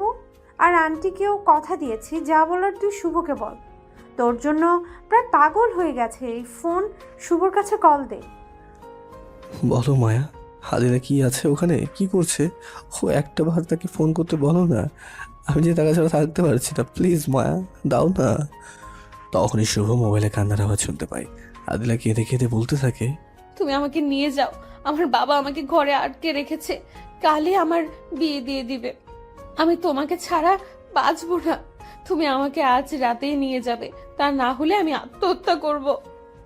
তুমি এমন কথা বলো না আদিলা, তুমি চলে গেলে আমি কাকে নিয়ে বাঁচবো? তুমি ফোনটা মায়ের কাছে দাও। বলো। তোমার কাছে কি আদিলা রুমে চাবি দিয়েছে নাকি তাদের কাছেই রেখেছে? আমার কাছেই কেন? এক কাজ করো, তুমি চাবিটা কিছু ফটো নিয়ে আসো, বাকিটা আমি পরে দেখছি। আচ্ছা। আদিলের কাছে ফোন দাও। বলো শুভ। তুমি আজ রেডি থাকো, আমরা আজ পালাবো। আচ্ছা, আমি রেডি হয়ে তোমার অপেক্ষায় থাকবো। আচ্ছা তাহলে ফোন রাখলাম। এই শোনো। বলো। উম, আহ, উম, আহ। অতঃপর ফোনটা রেখে মায়া সেখান থেকে চলে আসে। রাতে শুভ তাদের বাসায় পিছনের পাইপ দিয়ে ওঠে। আদিলার রুমে ডুপ্লিকেট চাবি দিয়ে ডাকে। আদিলা শুভকে দেখা মাত্রই দৌড়ে এসে জড়িয়ে ধরে পাগলের মতো চুমু খেতে থাকে। আদিলা, এখন এমন করো না, চুমু খাওয়ার অনেক সময় পাবে। এখন আমাদের বের হতে হবে, না হলে তোমার বাবা মার কাছে ধরা পড়ে যাব। তখন তোমাকে চিরজীবনের জন্য হারাতে হবে। তোমাকে আমি হারাতে পারবো না। ধুর, মজাটাই নষ্ট করে দিলে। তাহলে কিন্তু পরে এর সুদে আসলে নিব। আরে বাবা, তুমি যেভাবে মন চায় সেভাবে নিও, সমস্যা নেই। এখন চলো তো। অতঃপর সেখান থেকে বের হয়ে তারা একটা বাসে ওঠে। পরে আর বাস তাদের চট্টগ্রামে নামিয়ে দেয়। এখন একটা বাসা ভাড়া নিতে হবে আর আমাদের বিয়ে করে ফেলতে হবে। আচ্ছা চলো, আগে বিয়ের কাজটা সেরে ফেলি, পরে বাসা খুঁজবো। চলো। অতঃপর তারা একটা কাজী অফিসে গিয়ে বিয়ে করে নেয়। তারপর একটা বাসা খুঁজতে থাকে। কিছুক্ষণ পর একটা বাসাও পেয়ে যায় তারা। তারপরে বাসার রুম গোছগাছ করতে করতে রাত হয়ে যায়। পরে তারা ফ্রেশ হয়ে রাতের খাবার খেয়ে আদিলা আয়নার সামনে বসে পড়ে। কি করছো এখন? আমার জানুটার জন্য সাজতেছি। তুমি তো এমনিই সুন্দর। তা বললে কি আর হয়? আজ না আমাদের বাসর রাত। এখন এগুলো বাদ দাও, সারাদিন আমাদের উপরে অনেক পরিশ্রম গেছে, আমি ক্লান্ত হয়ে গেছি, আমি ঘুমোলাম। চিন্তা করো না, আমি আমার ভালোবাসা দিয়ে তোমার সমস্ত ক্লান্তি দূর করে দেব। এই বলে আদিলা শুভর কাছে এসে তার বুকের উপরে শুয়ে পড়ে। শুভ দুই ঠোঁট তার দখলে নিয়ে নেয়। কিছুক্ষণ পর ছেড়ে দেয় আদিলা। শুভ, এখন তো আমাদের আর কোনো চিন্তা নাই। আমরা সারা জীবন সুখ দুঃখ ভাগ করে নিয়ে সুখে শান্তিতে থাকতে পারবো। তবে তুমি এখন একটা চাকরি দেখো। আমার কাছে যে টাকা আছে তা দিয়ে কিছুদিন চলে যাবে। যদি তোমার একটা চাকরি হয় তাহলে আমাদের সুখ শান্তি দেখে কে? আচ্ছা, কাল সকালে চাকরির খুঁজে বের হবো, এখন ঘুমাও। কি বললা? আজ আমাদের বাসর রাত, এত তাড়াতাড়ি কেন আমি তোমাকে আদর করব? তারপর না হয় ঘুম। তখন আদিলা শুভকে শক্ত করে জড়িয়ে ধরে ভালোবাসার অতল সাগরে সাঁতার কাটতে থাকে। পরের দিন সকালে ফ্রেশ হয়ে নাস্তা করে চাকরি খুঁজতে যায়। কিন্তু সারাদিন ঘোরাফেরা করে কোথাও চাকরি পায় না শুভ। এইভাবে কিছুদিন ঘোরাঘুরি করার পর চাকরিটাও হয়ে যায়। তখনই তাদের সংসারে সুখে শান্তিতে ভরে ওঠে। 1 বছর পরে তাদের কোল আলোকিত করে একটি ছেলে সন্তান হয়। তার নাম রাখে আদনান। তখনই তানজিলা বলে ওঠে, ভাইয়া, তোমার গল্প শুনে মনে হলো তোমাদের সংসার সুখে ভরপুর ছিল। তো পৃথক হওয়ার কারণ কি? শুভ আবার বলতে শুরু করলো, যখন আমাদের আদনানের 1 বছর বয়স হয় তখন আমি যে অফিসে কাজ করতাম তার মালিক একদিন আমাকে ডেকে বলে 10 দিনের জন্য কক্সবাজার ঘুরতে যাবে 10 জন লোক নিয়ে। তখন আমি বাসায় এসে আদিলাকে ঘুরতে যাওয়ার কথা বলি। সে আমাকে যেতে বলে। সে তো জানতো না আমার এই ঘুরতে যাওয়ায় তার ভালোবাসার মধ্যে কাল হয়ে দাঁড়াবে। পরের দিন শুভ তার জিনিসপত্র নিয়ে গাড়িতে উঠে বসে। একে একে সবাই গাড়িতে ওঠে, কিন্তু একটা সিট শুভর পাশে খালি থাকে। কিছুক্ষণ পরে একটা সুন্দরী মেয়ে এসে শুভর পাশের সিটে বসে পড়ে। কিন্তু শুভ সেই মেয়েটিকে কখনো তাদের অফিসে দেখেনি। তারপর ড্রাইভার গাড়ি চালানো শুরু করে দেয়। শুভ একবার তাকিয়ে আর চোখ ফেরাতে পারে না। মেয়েটি তার আদিলার থেকেও বহু গুণে সুন্দরী বলে। এই যে মিস্টার, এভাবে তাকিয়ে থাকেন না, প্রেমে পড়ে যাবেন। মেয়েটির কথায় শুভ লজ্জা পায়, তাই মাথা নিচ করে ফেলে। কিছুক্ষণ পর মেয়েটি বলে উঠল, এই যে মিস্টার শুভ, তখন তো খুব মজা নিয়ে আমার দিকে তাকিয়েছিলেন, এখন একটা কথাও বলছেন না যে? কথা বলবেন না আমার প্রেমে পড়ে যাবেন বলে? আপনি বিবাহিত সেটি আমি জানি। মেয়েটি এই কথাগুলো কোন নিয়তে বলছে কে জানে। না, এমনি কথা বলছিলাম না। তো আপনি কে? আপনাকে তো কোনোদিন দেখিনি আমাদের অফিসে। আমি কে সেটা আস্তে আস্তে জেনে যাবেন। তবে এতটুকু জেনে রাখেন, আমার নাম তানিয়া। আমি আপনাদের অফিসে কাজ করি। সেটা বাড়ি থেকে কিছু সমস্যার কারণে আসতে পারি না। পরে তারা আরো কিছুক্ষণ গল্প করে একদম ঘনিষ্ঠ হয়ে যায়। কিছুক্ষণ পর তানিয়া বলল,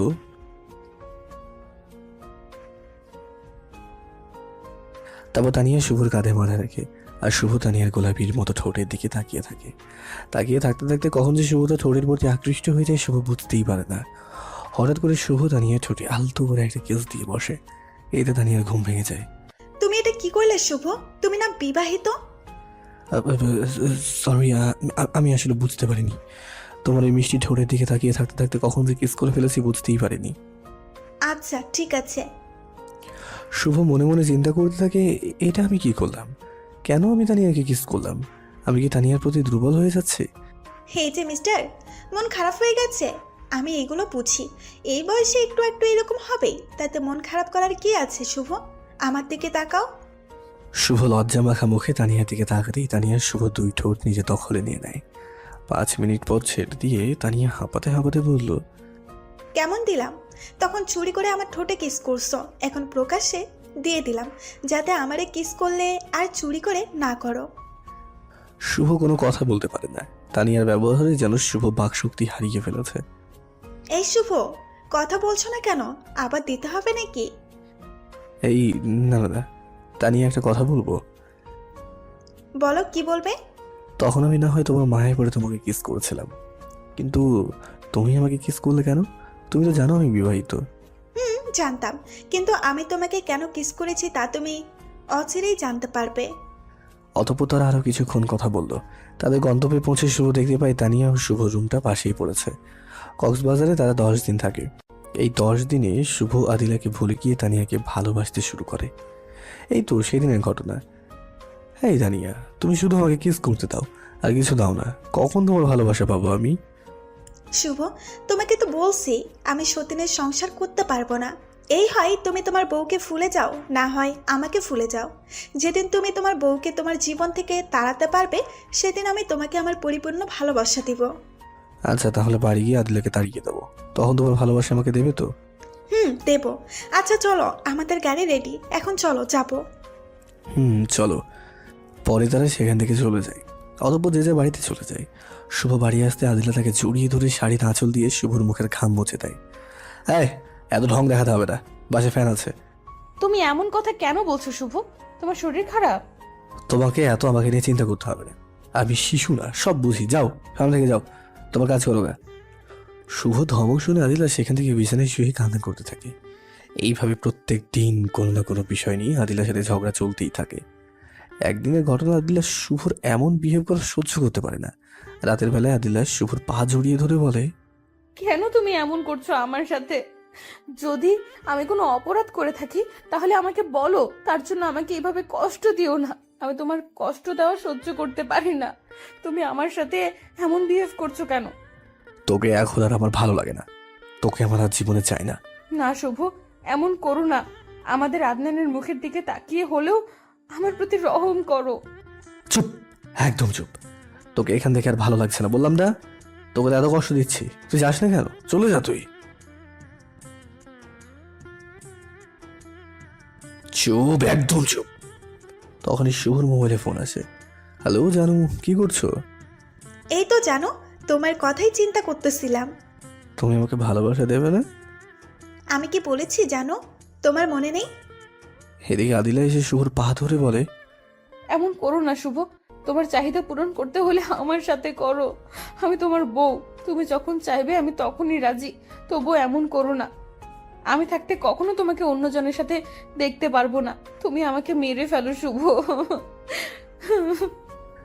তুই ভালো কথাই মনে করে দিলি, তুই না থাকলে তো আর কোনো সমস্যা নেই।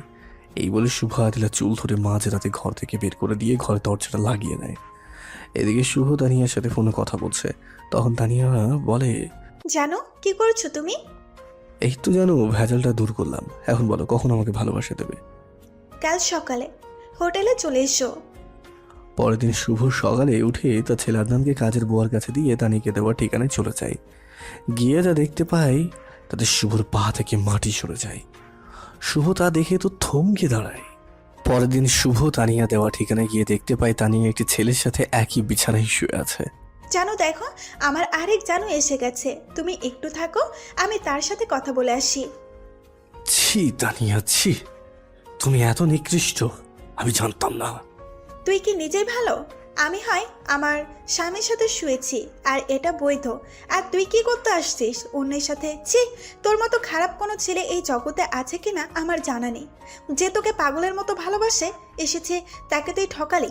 আমিও ঠিক এটাই চাইছিলাম। আমি তোদের দুইজনের সুখে থাকা দেখতে পারছিলাম না। আমি একটা জিনিস ভেবে পাই না যে স্বর্ণের প্লেটে ভাত খেয়ে বড় হয়েছে, সে কত ভালোবাসলে তার মতো গরিব একটা ছেলের হাত ধরে চলে আসতে পারে। জানিস, তোকে সে অন্ধের মতো বিশ্বাস করত। তোদের সম্পর্ক নষ্ট করার জন্য আমি অনেক চেষ্টা করেছি। আদিলাকে তোর নামে মিথ্যে ফ্যাক ভিডিও তৈরি করে দেখিয়েছিলাম, যাতে আদিলা দেখে তোর সাথে সম্পর্ক নষ্ট করে দেয়। কিন্তু সে তোকে এতটাই অন্ধের মতো বিশ্বাস করত, কখনোই এই বিষয় নিয়ে তোকে বলেনি। তার মনে পুরোপুরি বিশ্বাস ছিল যে তুই কখনো ওই রকম করবি না। যখন আমার সমস্ত প্ল্যানে আদিলার কাছে ব্যস্ত হয়, তখন আমি তোকে আমার প্রেমের ফাঁদে ফেলানোর চেষ্টা করি। হ্যাঁ, তাতে তুই আমার ফাঁদে পাতিস। কেন এইভাবে আমাদেরকে আলাদা করলে? আমাকে তোমার ভালোবাসার মায়া ফেলে কি অপরাধ করেছিলাম? হ্যাঁ, আমি কি তোমার কোনো ক্ষতি করেছিলাম যার জন্য আমাদেরকে এইভাবে কষ্ট দেওয়ার জন্য উঠে পড়ে লেগেছিলে? শুধু তোর জন্য আমি 3টা বছর জেল খেটেছি। আমাকে জেলে আমার বাবা পর্যন্ত দেখতে আসেনি, শুধু তোর কারণে। আর দেখ তো, একে চিনতে পারিস কিনা? বিছানার উপরে শুয়ে থাকা ছেলেটাকে দেখিয়ে শুভ এতক্ষণ তার দিকে খেয়াল করেনি, ফলে চিনতে পারেনি। শুভ তার দিকে তাকাতেই চমকে ওঠে। তুমি ইমরান না? আমি ইমরান, যাকে তোর বউ কলেজে সবার সামনে আমাকে থাপ্পড় দিয়েছিল। আমি সেদিন প্রতিজ্ঞা করেছিলাম তোদের কখনো সুখে থাকতে দিব না, কিন্তু সেটি আমার পক্ষে একা করা সম্ভব ছিল না। কিন্তু যখন আমি জানতে পারি তুই তানিয়াকে পুলিশে দিয়ে ধরিয়ে দিয়েছিস, এতে তানিয়া তো শত্রু হয়েছে, আর আমি এই সুযোগে তানিয়াকে তোদের কথা বলি।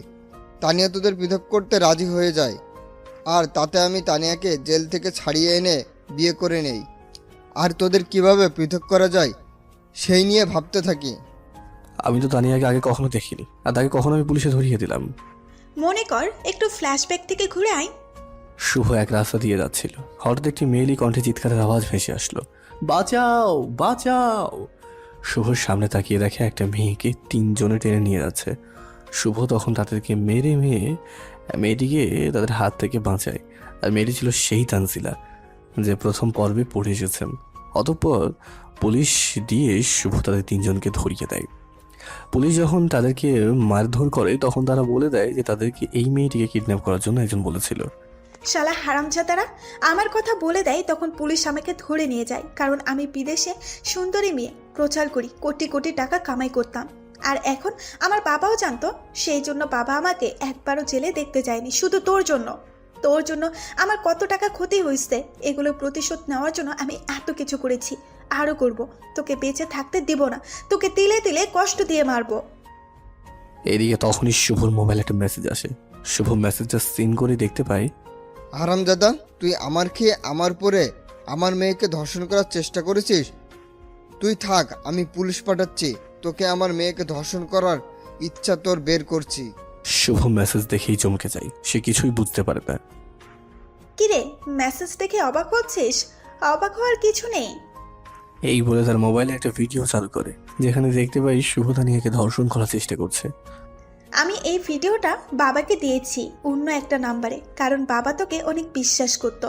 একটা কথা মনে রাখিস, বিপদ যখন আসে সব জায়গায় আসে। সেদিন বাসে তোকে বলেছিলাম না আমার পরিচয় আস্তে আস্তে জেনে যাবে? এখন তোকে পরিচয়টা দিলাম। আর সেই ট্যুরের ব্যবস্থা কথা আমি বাবাকে বলেছিলাম যাতে তোকে ফাঁসাতে পারি। বাবা প্রথমে রাজি ছিল না, যখন আমি বলি যদি তুমি ট্যুরের ব্যবস্থা করো তাহলে সমস্ত খারাপ কাজ আমি ছেড়ে দেব, তখন বাবা রাজি হয়। আর শোন, এখনো তোর কিছু সময় হাতে আছে, তোর ছেলেকে বাঁচা। বাবা পুলিশ তোর ছেলের কাছেই পাঠাইছে, কারণ তুই তোর ছেলেকে ভীষণ ভালোবাসিস। তাকে ধরলে তুই এমনিতেই থানায় যাবি। তানিয়ার কথা শুনে শুভ দৌড়ে বাড়ি চলে যায়। সেখানে কাজের বর থেকে তার ছেলেকে নিয়ে আসতে যাবে, তখনই শুভ তার ছেলেকে নিয়ে আসতেই সামনে টেবিলের ওপর একটা কাগজ দেখতে পাই। শুভ এক হাতে সেটি নিয়ে পড়তে থাকে। আমার প্রিয় শুভ, আমি তোমাকে কতটুকু ভালোবেসেছিলাম জানি না, কিন্তু বিশ্বাস করো, যখন কেউ তোমার নামে আমার কাছে খারাপ ভিডিও পাঠায় তো সেগুলো কখনো বিশ্বাস করতাম না। আমি জানতাম কখনো তুমি এমন করতে পারো না, তাই আমি সেগুলো মিথ্যে বলে আগুন লাগিয়ে দিতাম। কখনো তোমাকে বুঝতে দিতাম না শুভ, তোমার প্রতি আমার মনে কতটা বিশ্বাস পোষণ করেছিলাম তা হয়তো কোনো মেয়ে তার অন্তরে পোষণ করতে পারবে না। তুমি গরিব থাকা সত্ত্বেও আমি সেদিন তোমার হাত ধরে পালিয়ে এসেছিলাম, শুধু এই আশায় তুমি আমাকে সারা জীবন ভালোবাসবে, আমাকে আদর দিয়ে আগলে রাখবে, আমাকে কখনো ছেড়ে যাবে না। কিন্তু কখনো ভাবিনি যে তুমি আমাকে এভাবে মাঝ রাস্তায় একা ফেলে চলে যাবে। আমি জানি না তুমি কোন মেয়ের প্রেমে পড়ে আমাকে তাড়িয়ে দিলে, আমাকে এত কষ্ট দিলে। একদিন তুমি বুঝবে শুভ, সেই মেয়েটি আমার থেকে কখনোই তোমাকে বেশি ভালোবাসতে পারবে না। সেদিন তুমি আমাকে পাগলের মতো খুঁজবে, সেদিন তুমি আমাকে পাবে না, কারণ আমি তখন আকাশের তারা হয়ে যাব, চলে যাব না ফেরার দেশে। আমার ছেলেটাকে তুমি দেখে রেখো, তাকে কখনো মায়ের অভাবটা বুঝতে দিও না, তাকে কখনো কষ্ট দিও না, তাহলে যে আমি মরেও শান্তি পাবো না। শেষে একটা কথাটা রাখো, টেবিলের উপর বইয়ের নিচে কিছু টাকা রাখা আছে যা আমি টিউশন করিয়ে পেতাম। সেই টাকাগুলো জমা করে রেখেছিলাম যদি কোনো কাজে লাগে এই জন্য, কিন্তু সেটি আর এই জীবনে হলো না, তাই সেই টাকাগুলো তোমাকে দিয়ে গেলাম। তুমি টাকাগুলি আমার আদনানের পেছনে খরচ করিও, খারাপ কাজে খরচ করিও না। পরিশেষে একটা কথা বলতে চাই শুভ, ভালোবাসি, বড্ড বেশি ভালোবাসি তোমাকে। ইতি অভাগা ভালোবাসা, আদিলা। আপনাদের মনে একটা প্রশ্ন জাগতে পারে, আদিলাকে তো শুভ বের করে দিয়ে দরজা লাগিয়ে দেয়, তাহলে লেখাগুলি লিখলো কখন? আদিলা যেহেতু শুভর বউ ছিল, তাই তার কাছে দরজার চাবি ছিল। আদিলা রাতে সেই চাবি দিয়ে দরজাগুলোই সেগুলো লিখেছিল। আচ্ছা চলুন গল্পে ফেরা যাক। শুভ কাগজে লেখাগুলি পড়ে অঝরে কাঁদতে থাকে আর বলে, কেন তুই চলে গেলি? ফিরে আয়, একটা শুভ তোর জীবনে ফিরে এসেছে। আদিলা আর আসে না, আসবি বা কিভাবে? সে তো তখন চলে গেছে। এসব বলে শুভ কান্না করতে থাকে। তখনই তার কানে একটা পুলিশের গাড়ির আওয়াজ আসে। শুভ কান্না বন্ধ করে জানালা দিতে আসাতেই দেখতে পায় পুলিশ তার বাড়ির দিকে আসছে। শুভ তখন তার ছেলে আদনানকে নিয়ে পিছনে দরজা দিয়ে পালিয়ে যায়। সেখান থেকে পালিয়ে এসে আমি এই শহরে আশ্রয় নিই, আর আদিলা দেওয়া টাকা দিয়ে একটা রিক্সা ক্রয় করে সেটা নিয়ে আমার জীবনযাপন করতাম। আর আদিলাকে খুঁজে বেড়াতাম। খুঁজতে খুঁজতে আমার জীবনের 5টা বছর অতিবাহিত হয়ে যায়। হঠাৎ একদিন রাস্তায় রিক্সা চালাচ্ছি, তখনই মাথা ঘুরে সেন্সলেস হয়ে যায়। যখন আমার জ্ঞান ফেরে তখন নিজেকে হাসপাতালে আবিষ্কার করি। পরে ডাক্তারের কাছে শুনতে পাই আমাকে মরণ ব্যাধি ক্যান্সার নামক রোগটা আমাকে আক্রান্ত করেছে। ডাক্তার সেদিন বলেছিল আমি মাত্র অল্প কয়েকটা দিন বাঁচব। যখন ডাক্তারের মুখে এই কথাটা শুনি তখন আমার মনে শুধু আদনানের জন্য চিন্তা হতে থাকে। যদি আমার কিছু হয়ে যায় তো আদনান থাকবে কার কাছে? কি খেয়ে বেঁচে থাকবে? তাই প্রত্যেকটা দিন রাতে আদনানকে জড়িয়ে কান্না করতাম। আর কি বলতাম সেটা আপনারা জানেন, তাই বললাম না আর। জানিস তানজিলা, যেদিন আদিলাকে পেয়েছি সেদিন যে কত খুশি হয়েছিলাম তা হয়তো বলে প্রকাশ করতে পারবো না। আমি সেদিন আমার করা অপরাধের ক্ষমা আদিলার কাছে চেয়ে নিতাম, কিন্তু বারবার বিবেকটাই বাধা দিয়েছে আর বলেছে, তুই কোন মুখে তার কাছে ক্ষমা চাইতে যাস? তুই সারা জীবন তাকে কষ্ট দিয়ে এলি, আবারও কি তাকে কষ্ট দিতে চাস? তুই আর বাঁচবি বা কয়দিন? যদি তার কাছে ক্ষমা চাইতে যাস আর সে ক্ষমা করে যদি আপন করে নেয়, তখন কি সে পারবে তার মৃত্যু সহ্য করতে? তা কখনোই পারবে না। তাই আমি আর আদিলাকে কষ্ট দিতে চাইনি, এই জন্য তার কাছে আমি মাপ চাইনি। তার মানে ঘটনার মূল কারণ হলাম আমি। আমার জন্যই তোমাদের এই অবস্থা। আমি তোমাকে এইভাবে মরতে দিব না। আমি সমস্ত ঘটনা ম্যাডামকে বলে দিব। না তানজিলা, তুমি বলবে না, আমার কসম তোমার উপর। না ভাইয়া, আমি তোমাকে মরতে দিব না। আমি বলবোই। তার মানে তুমি চাচ্ছ আমি তোমাদের জীবন থেকে সরে যাই? যদি এটা না চেয়ে থাকো তাহলে কথা দাও এই কথাগুলি আদিলাকে কখনো বলবে না। তানজিলা শেষে হার মেনে কথা দেয় শুভকে যে আমি এই কথা ম্যাডামকে বলবো না। 3 দিন পর শুভ কিছুটা মানসিকভাবে সুস্থ হয়ে তানজিলার সাথে অফিসে যায়। এই কয়দিন কইছিলি তোর কাজ কি তোর বাপে এসে করবে? দেখ তো অফিসের কি অবস্থা হয়েছে, এক হাঁটু ময়লা জমেছে। শুভ গালে হাত দিয়ে সেখান থেকে চলে এসে ঝাড়ু হাতে নিয়ে কাজ করতে থাকে। এদিকে শুভর বলা ঘটনাগুলি তানজিলা আদিলাকে বলতে চেয়েছিল, কিন্তু যখন সে শুভকে চড় মারতে দেখে তখন সে আর বলার জন্য ইচ্ছে পোষণ করে না। কাকে বলবে সে? যে তারা আঘাত করে কষ্ট দেয় তাকে বলেই বা কি লাভ হবে? তার মনে তো কোনো ভালোবাসাই নেই, আছে শুধুই প্রতিশোধের আগুন। শুভ কাজ করতে থাকে, তখন ছোট্ট দুটি হাত পিছন থেকে জড়িয়ে ধরে। কই ছিল এতদিন আব্বু? আমি আম্মুর সাথে কথা বলি, এই জন্য তুমি আমার উপর রাগ করেছো? আমাকে আদর করো না আব্বু। আমি আর কখনোই আম্মুর সাথে কথা বলবো না। শুভ পিচ্ছি আদমিনের অভিমানের কথা শুনে তাকে জড়িয়ে ধরে কেঁদে কেঁদে বলতে লাগলো, বাবা এমন কথা বলে না, আমি তোমার প্রতি রাগ করিনি। তুমি তোমার আম্মুর সাথে কথা বলো দেখে আমি আরো অনেক খুশি হয়েছি। এখন থেকে তো শুধু তোমাকে তোমার আম্মুর সাথেই থাকতে হবে আর কথা বলতে হবে। আমি তো আর বেশি দিন তোমাদের মাঝে থাকবো না। বাবা তুমি কোথায় যাবে? যদি তুমি একদিনের জন্যও কোথাও যাও তাহলে আমি চলে যাব অনেক দূরে। আদনানের কথা শুনে শক্ত করে জড়িয়ে ধরে কাঁদতে থাকে শুভ। এদিকে পিছিয়ে আদনান বলেই যাচ্ছে, বাবা তুমি কোথায় যাবে? বলো না বাবা, বলো। শুভ কিছুক্ষণ পর কান্না থামিয়ে বলে, আব্বু তুমি তোমার আম্মুর কাছে যাও, এখানে দেখলে বকা দেবে। আদনান কান্না করে তার মায়ের কাছে চলে যেতেই, বাবা তুমি কান্না করছো কেন? কে মেরেছে বলো? আর স্কুল থেকে কখন আসলে? আমি স্কুল থেকে মাত্র আসলাম। আমার বন্ধু বলে যে আজ নাকি আব্বুকে অফিসে আসতে দেখেছে, তাই আব্বুকে দেখার জন্য স্কুলতে এসে পড়েছি। অতঃপর পিচ্ছে আদনান তার মায়ের গলা ধরল। আম্মু আব্বু এখন আমার সাথে এমন করে কেন? একটু আদরও করে না? জানো মা, আজও আব্বু আমাকে জড়িয়ে ধরে কেঁদে কেঁদে বলল আব্বু নাকি আর আমাদের কাছে থাকবে না। কোথায় যাবে আব্বু? বলো বলো মা, বলো কোথায় যাবে? আব্বু কেন বারবার আমাকে এমন কথা বলে বলো আম্মু? আব্বু যদি এবার একদিনের জন্যও কোথায় যায় তাহলে আমি আর কখনো তোমার সাথে কথা বলবো না। আদিলা পিচ্ছি আদনানের কথা শুনে ভাবতে থাকে, কেন শুভ এমন কথা বলে? আমি তাকে কষ্ট দিয়েছি বলে সে কি আবার আমাকে ছেড়ে চলে যাবে? আমি কি আবার আমার ভালোবাসার মানুষটিকে হারাবো না? এ এ- এ হতে পারে না, তাকে আবার আমি হারাতে পারবো না। কি হলে মা বলো, আব্বু কোথায় যাবে? তোমার আব্বু কোথাও যাবে না, আমি কোথাও তাকে যেতে দিব না। সত্যি আব্বু কোথায় যাবে না? সত্যি কোথাও যাবে না। তুমি এবার স্কুলে চলে যাও। আচ্ছা। এদিকে আদিলা পিয়নকে নিয়ে শুভকে তার কেবিনে ডাকে। আসবো ম্যাডাম? আর চেয়ারে বস। সরি ম্যাডাম, এই চরিত্রহীন চেয়ারে বসলে চেয়ারটা অপবিত্র হয়ে যাবে। মেজাজ গরম করিস না, তোকে বসতে বলছি, বস। অতপর শুভ একটা চেয়ার টেনে আদিলার সামনে বসে। তোকে কিছু প্রশ্ন করব, তার সঠিক উত্তর দিবি। যদি না দেয়? জানি তুই এই কথাই বলবি। যদি তুই তোর সন্তানের ভালো চাস তো সঠিক উত্তর দিবি। সন্তান কি তোর এত কিছু শুনতে চাইনি আমি। আচ্ছা বলেন। তুই বারবার আদনানকে বলিস তুই আর আমাদের কাছে থাকবি না, তো কোথায় যাবি? নাকি নতুন কাউকে পেয়েছিস যে আমাকে দেওয়া তোর সাইনের কথা ভুলে গেছিস? ম্যাডাম, আমি কিছুই বলিনি। আর নতুন কাউকে, এই বলে শুভ হাসার চেষ্টা করে। হাসলি কেন? আমি হাসার কিছু বলছি? তোর তো চরিত্রই ওইরকম। জানেনই তো, আর বলে কি লাভ? কি যেন লেগেছেন সেটা বলেন। আচ্ছা, তুই আদনানকে এমন কথা কেন বলস যে তুই আর আমাদের কাছে থাকতে পারবি না? বল, কই যাবি তুই? চলে যাব অচিন কোনো দেশে, যেখানে থেকে আপনি আর আমাকে দিয়ে গাধার মতো কাজ করাতেও পারবেন না, বা সেখানে থেকে আর আমাকে নিয়ে আসতে পারবেন না, কারণ সেখানে আপনার কোনো ক্ষমতাই থাকবে না। আরেকটা কথা, তোকে যে আমি এত কষ্ট দেই, এত অপমান করি, তবু তুই এখান থেকে যাস না কেন? নাকি সাইন করা সেই পেপারের ভয়? না ম্যাডাম, আমি এই জন্যই থাকি যে মেয়ে আমার একটু ব্যথা সহ্য করতে পারতো না, সে মেয়ে যখন আমার একটা অপরাধের কারণে গাধার মতো কাজ করিয়ে তাকে দেওয়া কষ্টের প্রতিশোধ নিতে চাই, তাহলে আমি কেন পারবো না তার দেওয়া কষ্ট সহ্য করতে, তার একটু আনন্দের কারণ হতে?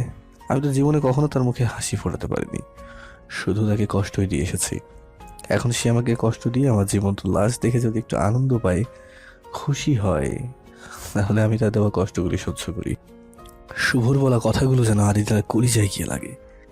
আসলেই তো তাকে আমি গাধার মতো কাজ করাই। হয়তো সে একটা ভুল করেছে, তার জন্য কিভাবে আমি তাকে এত কষ্ট দিলাম। আমি এত খারাপ কি করে হলাম? যাকে জীবন থেকে বেশি ভালোবাসি তাকে কি করে এত কষ্ট আমি দিতে পারলাম? এই বিরাট অফিসটার জন্যই কি আমার অন্তরে অহংকার জমে গেছে? এর জন্যই আমি আমার জানটারে কষ্ট দিলাম? আমি এই অফিস আর আমার কাছে রাখবো না। আমার জানুটাকে লিখে দিয়ে আমি তার থেকে আজ মাফ চেয়ে নেব, তাকে আজই আপন করে নিব। আমার জানটাকে আর কষ্ট দেব না। হঠাৎ আদিলার ব্যবহারে ধরন পরিবর্তন হয়ে যায়, সেটি শুভ খেয়াল করে। এমন রহস্যজনক কথা তুমি কোথায় শিখলে শুভ? তুমি তো এমন ছিলে না। সত্যি করে বলো, তুমি কোথায় যাবে? বলো শুভ, বলো, চুপ করে থেকো না, বলো শুভ। শুভ তখন বুঝতে পারে যে আদিলা এখন আর বসের রূপে নেই। মুহূর্তের মধ্যেই তার জান আদিলার রূপ তার মধ্যে এসে গেছে, কিন্তু শুভ সেটি চায় না যে আদিলা আবার তার জীবনে ফিরে আসুক, চায় না তাকে আর কষ্ট দিতে, কারণ সে যার মাত্র কয়েকটা দিনের অতিথি। তাই শুভ বিষয়টি পরিবর্তন করার জন্য বলে, ম্যাডাম, আমি আপনার সমস্ত প্রশ্নের উত্তর দিচ্ছি, এখন আমার কাজ করতে হবে, নয়তো বিনা দোষে থাপ্পড় খেতে হবে। আমি চললাম। এই বলে শুভ কাজে যায়। আদিলা তখন বলে ওঠে, প্লিজ শুভ, তুমি এখান থেকে যেও না। বলে যাও তুমি কোথায় যাবে, আমি তোমাকে কোথাও যেতে দেব না। পরের দিন আদিলা সকালে এসে দেখতে পাই শুভ তার কাজ করছে, কারণ শুভ অফিসেই থাকে বলে। আই শুভ, শোনো, এক্ষুনি আমার কেবিনে আসবো। এই বলে আদিলা তার রুমে চলে আসে। কিছুক্ষণ পরে, ম্যাডাম আসবো? আসো, তবে এরপর থেকে কোনো অনুমতি লাগবে না। তুমি নিজের বাসা মনে করে চলাফেরা করবে। তা কি করে হয়? কোথায় আপনার রুম আর কোথায় চরিত্রহীনের আসা যাওয়া, সেটি সম্ভব না। আর কি বললেন, নিজের রুম? চরিত্রহীনের আবার বাসাও থাকে? এখনো এই কথাগুলো মনে রাখছো? কি যেন রেখেছেন সেটা বলুন। আদিলা তখন তার চেয়ার থেকে উঠে কেবিনে দরজাটা লক করে শুভর কাঁধে হাত দেয়। আপনি দরজা বন্ধ করলেন কেন? আমি আবার আপনার কোনো ক্ষতি করতে পারি? তোমার বউকে তুমি যা ইচ্ছে তাই করবে, তবে কার কি? শোনো, আজ থেকে ওই চেয়ারটা তোমার। আদিলা চেয়ার দেখায়। আপনার মাথা খারাপ হয়েছে, আমি আসি। এই বলে উঠতে যাব তখনই যদি এক পাও আগাও তাহলে ভুলে যাব আমার কোনো ছেলে আছে। আদিলা ভালো করে জানে আদনান না তার দুর্বলতা। শুভ থেমে যায়। এই তো গুড বয়, এখন যাও আমার চেয়ারে বসো। যতক্ষণ পর্যন্ত আমি উঠতে না বলবো, যদি এর কোনো এদিক সেদিক হয় তাহলে। হবে না। অতঃপর আদিলা শুভকে তার চেয়ারে বসিয়ে রেখে বের হয়ে যায়। অতঃপর 3-4 ঘন্টা পর ফিরে আসে।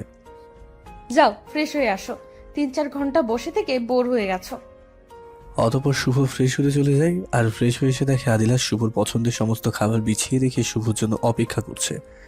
তা দেখে শুভ বের হতেই যাবে, তখন আদিলা বলল, কই যাও শুভ? আজ থেকে তোমার কোনো কাজ করতে হবে না, তুমি শুধু আমার পাশে বসে থাকবে। আর আমি যখন কাজ করব তখন তুমি আমাকে পাশে বসে হেল্প করবে। এখন আসো, আমার সাথে খাবার খাবে। বহুদিন পর আজ তোমার জন্য নিজ হাতে রান্না করে নিয়ে আসছি। শুভ কোনো কথা না বলে রুম থেকে বের হতে যায়। তখনই আদিলা গিয়ে শুভর কলার ধরে টেনে এনে হালকা একটু ধাক্কা দেয়। এতে শুভর মাথাটা চেয়ারের সাথে ধাক্কা লাগে, যার কারণে শুভ মাথায় কিছুটা আঘাত লাগে। কিন্তু শুভ সেটি আদিলাকে বুঝতে দেয় না। তোর অনেক গিয়ার বেড়ে গেছে তাই না? তুই যখন কোনো অপরাধ করতি আমি উল্টো তোর কাছে মাফ চেয়ে রাগ ভাঙাতা। এবার অপরাধটা বড় করেছিলি, তাই তোর প্রতি রাগ হয়েছিল অনেক। ভেবেছিলাম তুই আমার কাছে মাফ চাইবি, কিন্তু তুই আমার কাছে ছোট হবি বলে আর মাফ চাইলি না। তাই তোকে কষ্ট দিয়ে তোর অপরাধ ক্ষমা করে আমি তোকে আমার ভালোবাসায় জড়াতে চাইলাম, কিন্তু তুই তা বুঝেও না বোঝার ভান করে এড়িয়ে চলতেছিস বলেই কেঁদে দেয়। কি অপরাধ আমি করেছি যার জন্য আমাকে এভাবে কষ্ট দিচ্ছিস? তোকে ভালোবেসে কি একটু সুখ পাবো না আমি আমার জীবন থেকে?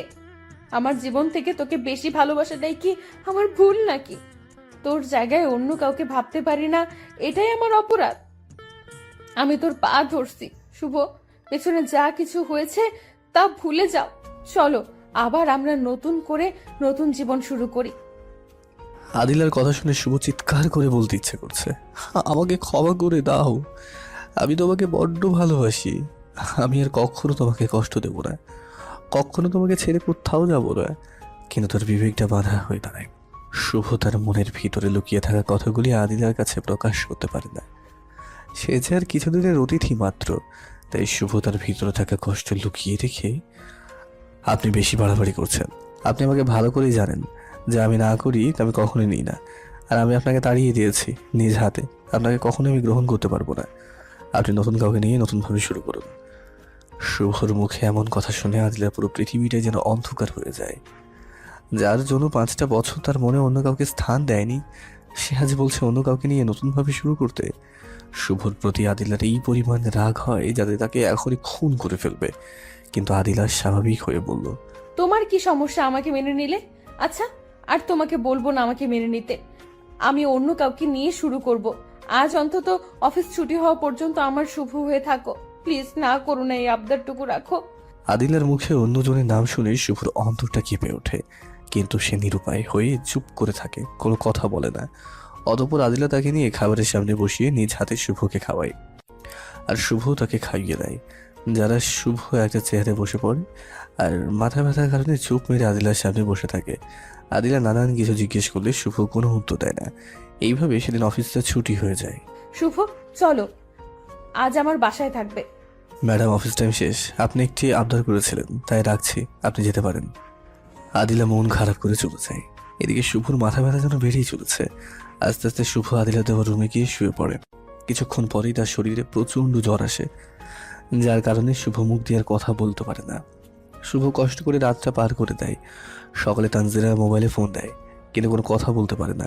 তানজিলা বারবার কথা বলার চেষ্টা করে, কিন্তু ফলাফল শূন্য। তাই পরেশান হয়ে শুভ নাম্বারটা ট্যাগ করে অফিসে চলে আসে। অতঃপর শুভ রুমে গিয়ে দেখতে পাই শুভর শরীর থরথর করে কাঁপছে। অতঃপর তানজিলা শুভর মাথা তার হাঁটুতে রাখে।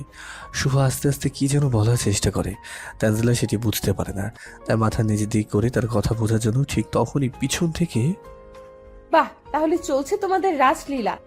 আমি আগে অফিসে না আসলে বুঝতেই পারতাম না যে যারা চরিত্রহীন তাদের চরিত্র কখনো ঠিক হয় না। ম্যাডাম আপা, একদম চুপ, একটা কথাও তুমি বলবা না। এই চরিত্রহীনকে আর আমার অফিসে রাখবো না। কি অপরাধ আমি করেছিলাম তার সমস্ত অপরাধ ক্ষমা করে দিয়ে তাকে আপন করে নিতে চাইছিলাম। ভাবছিলাম এই 5 বছরের চরিত্রটা ভালো হয়েছে, কিন্তু কখনো ভাবিনি এদের মতো ছোট লোকদের চরিত্র কখনো ঠিক হবার নয়। আমি এত জনম ভুল মানুষকে ভালোবেসেছিলাম। তার ছবি বুকে নিয়ে প্রত্যেক রাতে আমি কাঁদতাম। আমি আর এই চরিত্রহীন ছোট লোকের জন্য আর কাঁদবো না। তোকে আজই ডিভোর্স দিয়ে দেব। যা কুত্তার বাচ্চা, তুই আমার অফিস থেকে বের হয়ে যা। এই বলে শুভর কলা ধরে টেনে তোলে জোরে ধাক্কা মারে আদিলা। আদিলার রাগের কারণে শুভর শরীরে অতিরিক্ত তাপমাত্রাও সেটা বুঝতে পারে না। শুভ আদিলা ধাক্কা খেয়ে টেবিলের ওপরে পড়ে যায়। টেবিলে কাঁচ থাকার কারণে তা ভেঙে শুভর মাথায় ঢুকে যায়, আর তাতে শুভর সাথে সাথে সেন্সলেস হয়ে যায়। এদিকে আদিলা রাগের মাথায় শুভকে নানান ধরনের গালি দিতে থাকে। অতঃপর সামনে পিচ্ছে আন্দানকে দেখতে পেয়ে তাকেও ধাক্কা মেরে ফেলে দিয়ে, এই চরিত্রহীনের কোনো চিহ্ন আমার কাছে রাখবো না, যা তোরা যেখানে মন চাই সেখানে যা, এই বলে রাগে হন করতে করতে তার কেবিনে চলে যায়। এদিকে পিচ্ছি আদনান সেখান থেকে উঠে দৌড়ে তার বাবার কাছে গিয়ে শরীর ধরে ধাক্কা দিচ্ছে আর বলছে, বাবা কথা বলো, তুমি রাগ করে থেকো না। আমি ওই ডাইনি মায়ের সাথে আর কখনো কথা বলবো না। বাবা আমার সাথে কথা বলো। এদিকে তানজিলা আদিলার পিছনে পিছনে তার কেবিন পর্যন্ত যায়। আদিলা ঠান্ডা মাথায় বলে, তানজিলা, তুমি জানতে সে বিবাহিত, তাহলে কেন তুমি সেই চরিত্রহীনের খপ্পরে পড়লে? আমি জানি তুমি একটা ভালো মেয়ে। ম্যাডাম, আপনি যা দেখছেন বা যা ভাবছেন কোনোটাই সত্যি না। আর ম্যাডাম যে মানুষটা একবার ভুল করে, সে ভুলের শাস্তি 5 বছর ধরে সহ্য করছে। সে মানুষটা দ্বিতীয়বার সে ভুলটা কখনো করতে পারে না। ম্যাডাম, আর কি বললেন ভাইয়াকে? ডিপস দিবেন? দেন। চরিত্রহীন তো আর কখনো ভালো মেয়ের স্বামী হতে পারে না। আপনি ডিভোর্স পেপারটা আমার বাসায় পাঠিয়ে দিন। ভাইয়া যদি এই যাত্রা বেঁচে যায়, তাহলে আমি কখনো তাদেরকে আপনার মতো মেয়ের কাছে আসতে দিব না। বাই। এই বলে সেখান থেকে তানজিলা শুভকে নিয়ে হাসপাতালে যায়। ডাক্তার তার অবস্থা দেখে তাকে ইমার্জেন্সিতে নিয়ে যায়। কিছুক্ষণ পর ডাক্তার নিরাশ হয়ে বের হয়ে আসে। ডাক্তার সাহেব, আমার ভাইয়ের অবস্থা কেমন? সরি ম্যাডাম, আমাদের দ্বারা একে বাঁচানো সম্ভব নয়। আমরা তার মাথায় থাকা কাঁচের টুকরো বের করে ব্যান্ডেজ করে দিয়েছি। এখন আপনি দেখতে পারেন। হ্যাঁ, আর একটা কথা, আপনার ভাইয়ের বাঁচা 5%-এর কম। আর হ্যাঁ, তাকে যদি আজকের মধ্যেই অপারেশন করা যায় তাহলে হয়তো বাঁচাতে পারে, নতুবা না। তানজিলা ভালো হাসপাতালে কোথায় নিয়ে যাবে? ঢাকা শহরে সব থেকে ভালো যেটা সেটাতে নিয়ে এসেছে। এখন তানজিলা মেয়ে হয়ে কোথায় ঘুরবে? তাকে তাকে নিয়ে যাবে কোথায়? এদিকে পিচ্ছি আদনান কান্না করেই চলেছে। আন্টি, আব্বুকে আর আমার সাথে কথা বলবে না? তুমি আব্বুকে বলো না আমার সাথে কথা বলতে। আমি আম্মুর সাথে আর কখনো কথা বলবো না। বলো না আন্টি, আব্বু যেন আমার প্রতি রাগ করে না থাকে, আমার সাথে কথা বলে। বলো আন্টি, আব্বুকে বলো। তানজিলা যে কি করবে এখনো বুঝতে পারছে না সে। পিচ্ছি আদনানকে কিছু বলে বুঝে দিতে না পারছে। শুভকে অন্য কোথাও নিয়ে যাওয়ার ব্যবস্থা করতে তানজিলা তখন মাথায় হাত দিয়ে বেঞ্চের ওপরে বসে পড়ে। তখনই তানজিলার ঘাড়ে কে যেন হাত দেয়। তানজিলা পিছন দিকে তাকিয়ে থাকে। এদিকে আদিলার কানে তানজিলার শেষ কিছু কথা বারবার বাজতে থাকে। ভাইয়া যদি এই যাত্রায় বেঁচে যায়, তাহলে আমি তাদেরকে কখনো আপনার কাছে আসতে দিব না। আদিলা মনে মনে ভাবতে লাগলো, তানজিলা এমন কথা কেন বললো? এই যাত্রায় বেঁচে যায় মানে? তাহলে কি শুভর এমন কিছু হয়েছে? আমি কি রাগের মাথায় কোনো ভুল করে ফেললাম? না, আর ভাবতে পারছি না। এই বলে মাথায় হাত দেয়। কিছুক্ষণ পর আদিলা কি যেন মনে করে শুভর রুমে গিয়ে চমকে ওঠে। তানজিলা ভাবতেই পারে না কোথায় নিয়ে যাবে তাকে। ঢাকার সব থেকে ভালো হসপিটালেও যখন তার কাজ হলো না, তখন কি করবে, কোথায় নিয়ে যাবে কিছুই ভাবতে পারছে না। তখনই তানজিলা মাথায় হাত দিয়ে বেঞ্চের উপরে বসে ভাবতে লাগলো, আমি একা কোথায় নিয়ে যাব? নাকি ভাইয়া এভাবেই? না না, এইসব ভাবতে থাকে। তখনই কে যেন পিছন থেকে তানজিলার ঘাড়ে হাত দেয়। তানজিলা মাথা তুলে পিছন দিকে তাকিয়ে দেখতে পায় একটা মেয়ে দাঁড়িয়ে আছে। এভাবে বসে থাকলে কি তোমার ভাইকে বাঁচাতে পারবে? শুনলে না ডাক্তার কি বললো? যদি আজকের মধ্যে অপারেশন করানো যায় তাহলে হয়তো বাঁচানো সম্ভব। আমি একা কি করব? কোথায় নিয়ে যাব? এখন কথা বলার সময় নাই। এই নাও তোমাদের ভিসা, তুমি এখনই তাকে সিঙ্গাপুরে নিয়ে যাও। তুমি কে আপু? আমার ভাইয়ের কঠিন দিনে তুমি ফেরেশতার মতো এসে সাহায্য করছো। আমি কি সেটা তোমার না জানলেও চলবে, তবে এটুকু জেনে রাখো তোমার ভাই আমাকে চেনে আর আমি তোমার ভাইকে। আজ তোমার ভাইয়ের এই অবস্থার জন্য আমি দায়ী। প্লিজ তানজিলা, আর প্রশ্ন করো না, তাড়াতাড়ি নিয়ে যাও। তুমিও আসো আমার সাথে। আমার ওই মুখ নাই যে আমি শুভর সামনে দাঁড়াবো। তুমি একাই যাও। আর হ্যাঁ, যদি তোমার ভাই বেঁচে যায় তাহলে আমার এই চিঠিটা তুমি শুভকে দিও। অতঃপর তানজিলা চিঠি এবং শুভকে নিয়ে সিঙ্গাপুরের উদ্দেশ্যে রওনা হয়। এদিকে আদিলা কি যেন মনে করে শুভ রুমে গিয়ে টেবিলের ওপরে শুভ লেখা ডায়েরি দেখে চমকে ওঠে, কারণ ডায়েরিতে লেখা ছিল, আমার জানেমান আদিল। আমি কথাগুলি কিভাবে লিখবো তা আমার বলার ভাষা নেই, তবুও কিছু ভাঙা ভাঙা কথা লিখে রাখলাম, যা মুখে কখনো তোমাকে বলতে পারবো না। আজ দীর্ঘ 5 বছর পর আমার জানটার সাথে দেখা হলো। আমার শেষ সময়ে সে আমাকে দেখা মাত্রই চরিত্রহীন উপাধি দিল। আসলেই আমি একটা চরিত্রহীন। তারপর আমাকে অনেক কাজ করতে দিল, যা একা মানুষের পক্ষে করা সম্ভব না। সে তার কাজের মাধ্যমে আমার করা অপরাধের শাস্তি দিতে যাচ্ছে। আমি তোমার সমস্ত শাস্তি ভালোবাসা মেনে হিসেবে মেনে নেব। তুমি হয়তো মনে মনে ভাবতে, আমি তোমার কাছে ক্ষমা চাইলে আমার মান সম্মান চলে যাবে, তোমার কাছে ছোট হয়ে যাব। এই ভয়ে তোমার কাছে ক্ষমা চাই না। তাহলে ভুল ভাববে আদিলা। তোমার থেকে আমার কাছে আমার মান সম্মান কিছুই না। আমি বারবার তোমার কাছে ক্ষমা চাওয়ার জন্য যেতাম, কিন্তু আমার বিবেকটা বাধা দিত। আমার বিশ্বাস ছিল আমি যতই অপরাধ করি না কেন, তোমার কাছে একবার ক্ষমা চাইলে তুমি আমাকে মাফ করে দেবে, আমাকে আপন করে নেবে। জানো আদিলা, আবার এখানেই ভয় হতো, যদি তুমি আমাকে আমার আপন করে নাও তাহলে তো তুমি আবার আমার দ্বারা কষ্ট পাবে। আমি তোমাকে না কষ্ট দিতে চাইনি আবারও।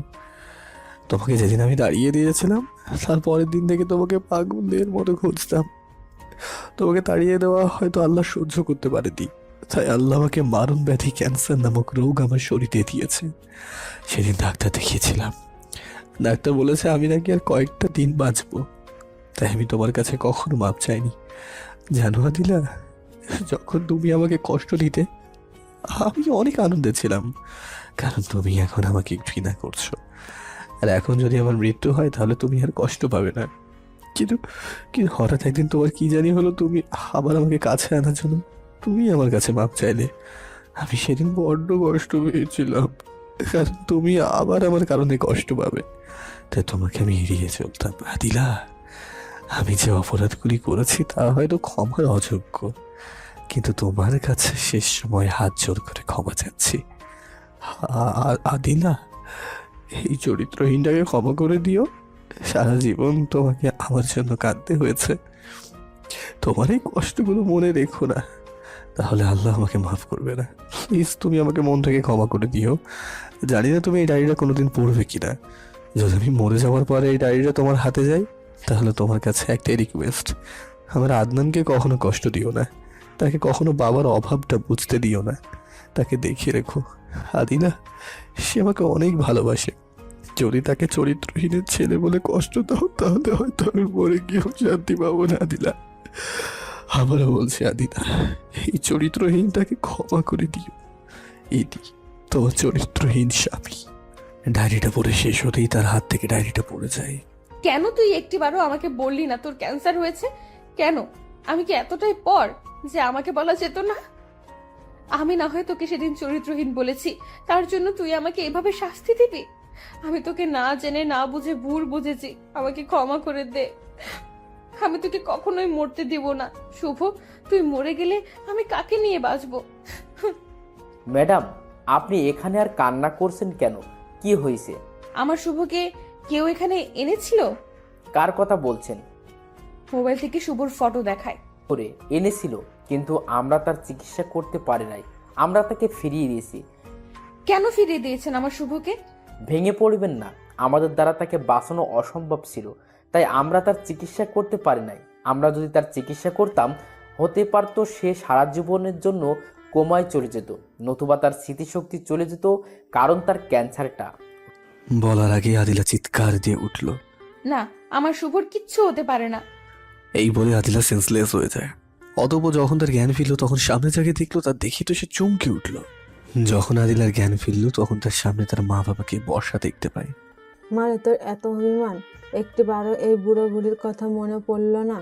তখন আমরা না হয় তোদের সম্পর্কটা মেনে নিইনি, তার জন্য আমাদেরকে এভাবে পর করে চলে আসবি? একটিবারও আমাদের কথা ভাবলি না যে আমাদের কি হবে? তুই ছাড়া আমাদের কে আছে বল মা? মা, আমাকে মাফ করে দাও। তখন আমার কাছে আমার ভালোবাসাকে পেতে পালিয়ে আসা ছাড়া আর কোনো রাস্তা ছিল না। আমাকে তোমরা ক্ষমা করে দাও, আর কখনো তোমাদের ছেড়ে যাব না। আদিলার মা তখন আদিলাকে জড়িয়ে ধরে কপালে একটা চুমু দেয়। আচ্ছা মা, আমি এখানে আছি তোমরা কিভাবে জানলে? কে জানি ফোন দিয়ে বলল আপনার মেয়ে হাসপাতালে সেন্সলেস হয়ে পড়ে আছে। পরে আমরা তার কথা শুনে তোমার মা আর আমি ছুটে আসি। লোকটা কে ছিল জিজ্ঞেস করো নাই কিছু? কয়েকবার ফোন দিয়েছি, বন্ধ বলছে, আর পরে ফোন দেয়নি। আমার মেয়ে তো পাইছি, তাই আর তার কথা মনে নেই। আদিলা তখন হঠাৎ করে শুভর কথা মনে পড়ে যায়। আরে এই দেশে শুভ শুভ বলে চিৎকার করতে থাকে। আমার শুভ কই? আমি শুভর কাছে যাব। তোর ওটা চিন্তা করতে হবে না, তুই এখন অসুস্থ, সুস্থ হ, তারপর তোকে নিয়ে যাব। আমি একদম সুস্থ, আমাকে নিয়ে চলো। কোথায় আছে আমার শুভ? জানো মা, আমি তাকে না বুঝে অনেক কষ্ট দিয়েছি। সে কি আমাকে মাফ করবে? যদি মাফ না করে মা, তাহলে নিজেকে আমি ক্ষমা করতে পারবো না মা। আমি নিজেকে শেষ করে দিব। এমন কথা বলিস না মা, ধৈর্য ধর মা, সব ঠিক হয়ে যাবে। এখন চল জামাইয়ের কাছে যাই। এখানে প্রশ্ন উঠতে পারে, শুভর কথা আদিলার বাবা মা কেমন করে জানে? তাদেরকে সেই আগন্তুক ব্যক্তিটাই বলেছে। অতঃপর তারা সিঙ্গাপুরের উদ্দেশ্যে রওনা হয়। এদিকে তানজিলা পৌঁছে শুভকে নিয়ে হসপিটালে আসে। সেখানে ডাক্তাররা শুভর অবস্থা দেখে বড় বড় কয়েকজন ডাক্তারের পরামর্শ করে তার চিকিৎসা শুরু করে দেয়। তানজিলা বসে বসে ভাবতে থাকে কি থেকে যে কি হয়ে গেল, কে সেই মেয়েটা। তখনই পিচ্ছে আদিনার কথা শুনে তানজিলার ধ্যানটা ভেঙে যায়। আন্টি, আমার আব্বুর কি হয়েছে? আমার আব্বু কি আর আমার সাথে কথা বলবে না? বলো না আন্টি। আমার আব্বু কি আমার সাথে কথা বলতে, আমার সাথে রাগ না করে থাকতে? আমি আর আম্মুর সাথে কখনো কথা বলবো না। আদনানের কথা শুনে তানজিলা কান্না করে দেয়। কি বলবে তাকে? তো কেন? কি হলো আন্টি, তুমি কান্না করছো কেন? তুমি আল্লাহর কাছে বলো, আল্লাহ যেন তোমার আব্বুকে তাড়াতাড়ি ভালো করে দেয়। তোমার আব্বু ভালো হলেই তোমার সাথে কথা বলবে। এইভাবে তানজিলা পিচ্ছে আনন্দের সাথে বসে বসে গল্প করছে। কিছুক্ষণ পরেই হাসপাতালে আদিলা ও তার বাবা মা চলে আসে। আদনান সেটি দেখতে পেয়ে চিৎকার করে বলতে থাকে, আন্টি, তুমি উনাকে তাড়িয়ে দাও, আমার আব্বুকে মেরে ফেলবে। উনাকে চলে যেতে বলো। এমন করে না, উনি তোমার মা হয়। না, উনি আমার মা নয়। আমার মা মারা গেছে। যে আমার বাবাকে মারে, কষ্ট দেয়, আমার থেকে আমার বাবাকে দূরে সরিয়ে দেয়, সে আমার মা কখনো হতে পারে না। তুমি ওনাকে চলে যেতে বলো আন্টি, চলে যেতে বলো। আদিলা তার ছেলের বুক ভরা অভিমানের কথা শুনতে পেয়ে আদনানকে জড়িয়ে ধরে বলে, বাবা, তুই আমাকে ক্ষমা করে দে। আমি অন্যায় করেছি, আমাকে মাফ করে দে। আর কখনোই তোর বাবাকে কষ্ট দিব না, তোকে কখনোই তার থেকে আলাদা করব না।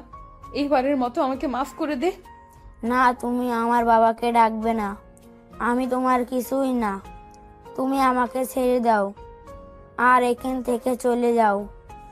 আদিলা তার ছেলের কথা শুনে শক্ত করে জড়িয়ে ধরে। এতে আদনান কিছুটা ঠান্ডা হয়। আস্তে আস্তে কান্না থামিয়ে আদিলার কোলে আদনান ঘুমিয়ে যায়। ম্যাডাম, দেখতে আসছেন ভাইয়া বেঁচে আছে না মরে গেছে? আপনার কাছে হাত জোর করে বলছি, ভাইয়াকে আদনানের থেকে কেড়ে নিয়েন না। আমার চরিত্রহীন ভাইটাকে কখনো আপনি দেখবেন না। আমি তাকে আপনার দৃষ্টিসীমার বাহিরে পাঠাবো। প্লিজ, তবুও আপনি তাকে কিছু করিয়েন না। আমাকে ক্ষমা করে দাও, আমি বুঝতে পারি নাই, আমি তোমাকে না বুঝে অপবাদ দিছি। প্লিজ তানজিলা, ক্ষমা করে দাও। এই কি করছেন ম্যাডাম? যার কাছে ভুল করছেন তার কাছে ক্ষমা চান। আমি কিছু মনে করিনি। আপনার জায়গায় আমি থাকলে হয়তো এমনই করতাম। তবে ম্যাডাম, রাগের মাথায় এমন কিছু করবেন না যার জন্য চিরজীবনের জন্য আফসোস করতে হয়। পরে তারা আরো কিছুক্ষণ কথা বলে ডাক্তার বের হওয়ার অপেক্ষা করে। বেশ কিছুক্ষণ পর ডাক্তার বের হয়ে আসলে সবাই ডাক্তারকে ঘিরে ধরে আর বলে, রোগীর কেমন অবস্থা এখন? তাদের কথা শুনে ডাক্তার মুখটা কালো করে মাথা নিচু করে ফেলে। Operation success. তবে তবে কি ডাক্তার? দেখেন, ধৈর্য আর হবেন না। রুগী মাথায় যে আঘাত পেয়েছে, হতে পারে এর কারণে সে কোমায় চলে যেতে পারে, স্মৃতিশক্তিও হারাতে পারে। এখন আল্লাহ পাকের ইচ্ছা, আপনারা আল্লাহর কাছে দোয়া করতে থাকেন। আমরা কি এখন রোগীর সাথে সাক্ষাৎ করতে পারবো? না, রোগীর জ্ঞান না ফেরা পর্যন্ত দেখা সাক্ষাৎ করতে পারবেন না। রোগীর জ্ঞান কখন ফিরবে? যদি জ্ঞান ফিরে তো 72 ঘন্টার মধ্যেই ফিরবে, না হলে বলতে পারছি না তার জ্ঞান কখন ফিরবে, তা আল্লাহ পাক ভালোই জানেন। এই বলে ডাক্তার চলে যায়। ডাক্তারের কথা শুনে সকলের মাঝে হতাশার ছাপ দেখা যায়, বিশেষ করে আদিলার ওপর। অতঃপর সকলে মিলে নামাজ পড়ে আল্লাহর কাছে কান্নাকাটি করতে থাকে যেন শুভ সুস্থ হয়ে যায়। দেখতে দেখতে 4 দিন চলে যায়, তবুও শুভর জ্ঞান ফেরে না। এই 4 দিনে পিছিয়ে আদনান তার মায়ের কাছে যায়নি। শতবার ডাকার পরেও আদিলা পারেনি তার ছোট ছেলের অভিমান ভাঙতে। সবসময় তানজিলার কাছেই ছিল, তার সাথেই তার চলাফেরা করত। সে তার নানা নানির কাছেও যায়নি।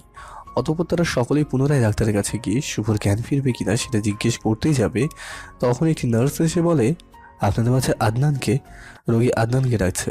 নার্সের কথা শুনে সকলের মুখে আনন্দের ছাপ দেখা দেয়। তখন তানজিলা আদনানকে নিয়ে শুভর কেবিনে যায়। আদনান দৌড়ে গিয়ে তার বাবাকে জড়িয়ে ধরে বলে, আব্বু, তুমি আমার সাথে এতদিন কেন তুমি কথা বলো নাই? আমি আম্মুর সাথে থাকি বলে আমি আর কখনো আম্মুর সাথে কথা বলবো না। এরপরও যদি তুমি আমার সাথে কথা না বলো তাহলে আমি অনেক দূরে চলে যাব, তোমাদের কারোর সাথে কথা বলবো না। আদনানের কথা শুনে শুভ এক হাতে আদনানকে জড়িয়ে ধরে আর বলে, না বাবা, এমন কথা তুমি আর বলবে না। আমি তোমার প্রতি রাগ করিনি, আমি অসুস্থ ছিলাম না তাই কথা বলতে পারিনি। আজ থেকে প্রত্যেক দিন বলবো, তোমাকে আদর করবো, তোমাকে নিয়ে ঘুরতেও যাব। আচ্ছা বাবা। তখনই তানজিলা বলে উঠল, ভাইয়া, এখন কেমন লাগছে? ভালো। তোমার? আগে বলেছিলাম না, এখন আমার ভাইটাকে দেখে ভালো লাগতেছে। তোমার মুখ এত শুকনো দেখাচ্ছে কেন? কিছু খাওনি নাকি? যাও কিছু খেয়ে এসো। ভাইয়া, আমি ঠিক আছি। ঠিক আছে, বড় ভাইয়ের কথা যখন মানবে না তাহলে তখন বসে থাকো। শুভর কথা শুনে তানজিলা বের হতেই যাবে, তখনই আদিলার বাবা মা রুমে ঢোকে আর শুভর কি অবস্থা সেই সম্পর্কে জিজ্ঞেস করে। সবার শেষে আদিলা অপরাধীর ন্যায় মাথা নিচে করে রুমে ঢুকতেই যাবে, তখনই আদনান বলে ওঠে, তুমি রুমে আসবে না, তুমি আমার বাবাকে দেখতে পাবো না, আমি তোমাকে দেখতে দেব না। আমার বাবাকে, তুমি চলে যাও এখান থেকে। বাবা আদনান এমন ভাবে বলে না, উনি তোমার মা হয়। যাও ওনার সামনে গিয়ে আস্তে আস্তে বলো যে আপনাকে দেখে বাবার অনেক কষ্ট হচ্ছে, আপনি এখান থেকে চলে যান। শুভর কথা শুনে আদিলা দৌড়ে এসে শুভর পা জড়িয়ে ধরে কেঁদে দিয়ে বলতে থাকে, প্রভু, তুমি আমাকে মাফ করে দাও, আমি না বুঝে তোমাকে কষ্ট দিয়েছি, আমাকে ক্ষমা করে দিয়ে তোমার বুকটাতে একটু জায়গা দাও। আমি আর কখনোই তোমাকে কষ্ট দেব না, মৃত্যুর আগ পর্যন্ত তোমাকে ভালোবেসে যাব। প্লিজ শুভ, তোমার এই পিচ্চি বউটাকে ক্ষমা করে দাও। আর আরে কি করছেন? পা ছাড়েন বলছে। আমাকে ক্ষমা করে দাও, তাহলে তোমার পা ছেড়ে দেব। পা ছেড়ে আমার কাছে আসেন। যেহেতু শুভ শুয়েছিল, অতঃপর আদিলা শুভর কাছে গিয়ে দাঁড়ায়। শুভ সকলকে উদ্দেশ্য করে বলে, আপনারা সকলে কি কিছু খেয়ে আসেন, আমার কথা চিন্তা করতে হবে না, আমি এখন ভালো আছি। শুভ বুঝতে পারে তার জন্য হয়তো চিন্তা করে খাওয়া দাওয়া কিছুই করেনি সবাই। পরে আদিলার মা বাবা আর তানজিলা চলে গেল, আদিলা আর আদনান ছাড়া। আরে আপনি জান না কেন? এইভাবে আমাকে পর করে দিও না শুভ, আমাকে মেরে ফেলো, তবু আমাকে এইভাবে অবহেলা করো না। আমি না বুঝে ভুল করেছি, তোমাকে আমি বুঝতে পারিনি, তোমাকে কষ্ট দিয়েছি, তার জন্য আমাকে এমন শাস্তি দিও না। আমার অপরাধের কারণে তুমি আমাকে যে শাস্তি দেবে আমি মাথা পেতে নেব, কিন্তু তোমার থেকে পৃথক হতে পারবো না। আচ্ছা এখন যান, আমার ক্ষুধা লাগছে, আমার জন্য খাবার নিয়ে আসেন। আদিলা তখন দৌড়ে চলে যায়। কিছুক্ষণ পর খাবার নিয়ে আসে, প্লেটটা আদনানের হাতে দেন। আদিলা প্লেটটা আদনানের হাতে দিল। আব্বু, তখন আম্মুকে এগুলো খাইয়ে দাও। আদনান সেই খাবার তার মায়ের মুখে তুলে দেয়। আদিলা এক লোকমা মুখে নিয়ে শুভকে জড়িয়ে ধরে খেতে দেয়। পাগলিটা আমার কাঁদছে কেন? আমাকে ক্ষমা করে দিছো তো? আমার পিচ্ছি বউটার উপর কি অভিমান করে থাকতে পারি? আমি যে তাকে অনেক ভালোবাসি, কি করে তার কষ্ট সহ্য করবো বলো তো? আমি কি আমার পিচ্ছি বউটাকে কষ্ট দিতে পারি? তার উপর অভিমান করে কি থাকতে পারি? আমি যে তাকে বড্ড ভালোবাসি। তুমি আমাকে কচু ভালোবাসো। যদি আমাকে তুমি ভালোবাসতা তাহলে আমার সাথে তোমার এত বড় একটা রোগ গোপন করতে পারতে না। আমি চাইনি তোমাকে আবারও কষ্ট দিতে, তাই বলিনি। তুমি কি মনে করেছিলে তুমি আমাকে ছেড়ে চলে গেলে আমি সুখে থাকতাম? তুমি বলো আমাকে, তোমাকে ছাড়া আমি কিভাবে সুখে থাকবো? তুমি যে আমার একমাত্র সুখ, আর কখনো এমন করবে না তো বলো? আমাকে কথা দাও শুভ, আর একবার যদি এমন করো তাহলে এবার আমি সত্যি দুনিয়া ছেড়ে চলে যাব, কারো বাধা মানবো না। আর কখনো এমনটা করবো না। আমার পাগলিটা কি সব সময় মনের কথা খুলে বলবো। এবার খুশি তো? আচ্ছা আদিলা, তখন তুমি বললে আমি কিছু বললে সত্যি এবার তুমি দুনিয়া ছেড়ে চলে যাবে, তাহলে কি কখনো আমার জন্য দুনিয়া ছাড়তে চেয়েছিলে? কি? কখন? সেদিন যখন তুমি মাঝরাতে আমাকে ঘর থেকে বের করে দিয়েছিলে তখন আমার মাথায় কোনো কাজ করতেছিল না। কোথায় যাব আমি, তাও একটা মেয়ে হয়ে? আমি তো বাড়ি যেতে পারবো না, কারণ সেখান থেকে যে তোমার হাত ধরে পালিয়ে এসেছি, সেদিন যদি আমি বাড়িতে যেতাম তাহলে তুমি আমার মা বাবার চোখে খারাপ হয়ে যেতে। আমি চাইনি তোমাকে তাদের চোখে খারাপ বানাতে। তুমি খারাপ হলেও আমার, ভালো হলেও আমার।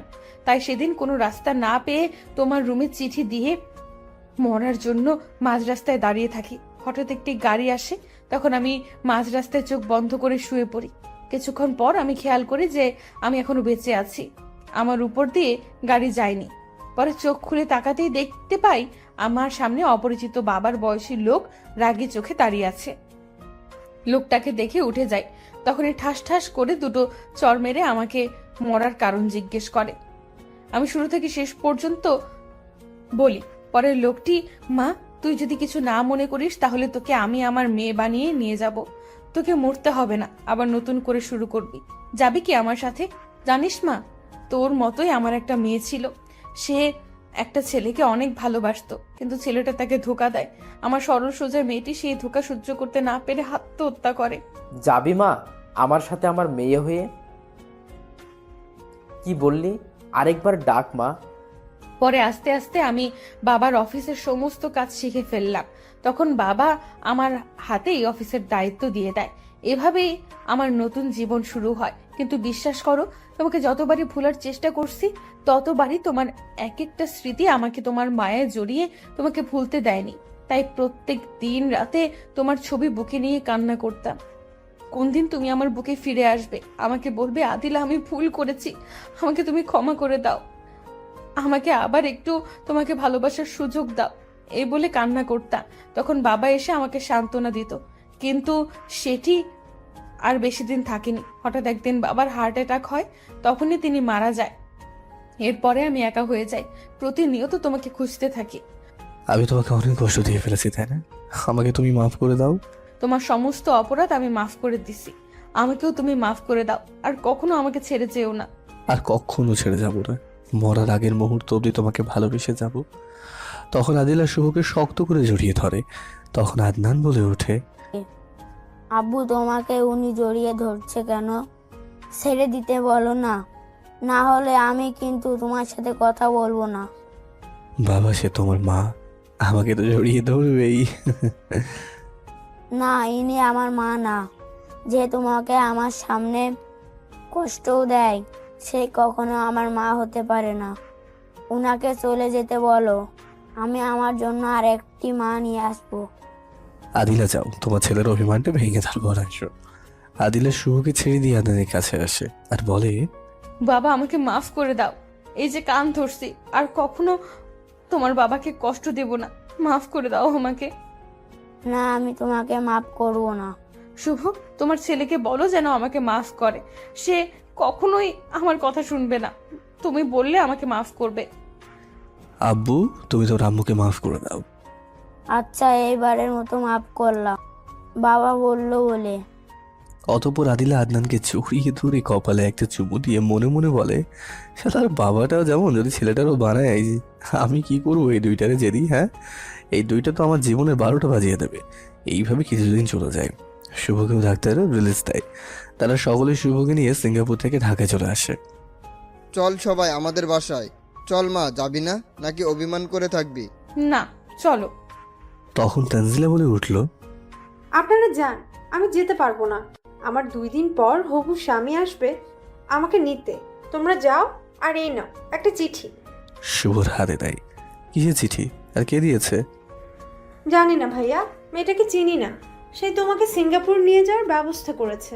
তার মানে আদিলা আমাকে সেখানে নিয়ে যায়নি, নিয়ে গেছে অন্য কেউ। ম্যাডাম তো পড়ে গেছে। অতঃপর শুভ চিঠি খুলেই অবাক। শুভকে তাহলে আবার আদিলাকে ভুল বুঝবে, কষ্ট দেবে তাকে, নাকি মেনে নেবে? শুভ চিঠি খুলে পড়তে থাকে। আমি তোমার কাছে কিভাবে ক্ষমা চাইবো সেটা হয়তো জানি না, আর কি বা করলেই তুমি আমাকে ক্ষমা করবে আমি জানি না। আমি যে অপরাধ করেছি তার হয়তো ক্ষমা নেই, কিন্তু তোমার কাছে বড় একটা আশা নিয়ে ক্ষমা চাচ্ছি যে তুমি আমাকে মাফ করে দিবে। শুভ, এই খারাপ মেয়েটাকে মাফ করে দিও। আমি তোমার পা ধরেই ক্ষমা চাইতাম, কিন্তু যে অপরাধ আমি করেছি তার জন্য তোমার সামনে যেতে আমার লজ্জা করে। শুভ, তুমি যদি আমাকে মাফ না করো তাহলে হয়তো আল্লাহ আমাকে মাফ করবে।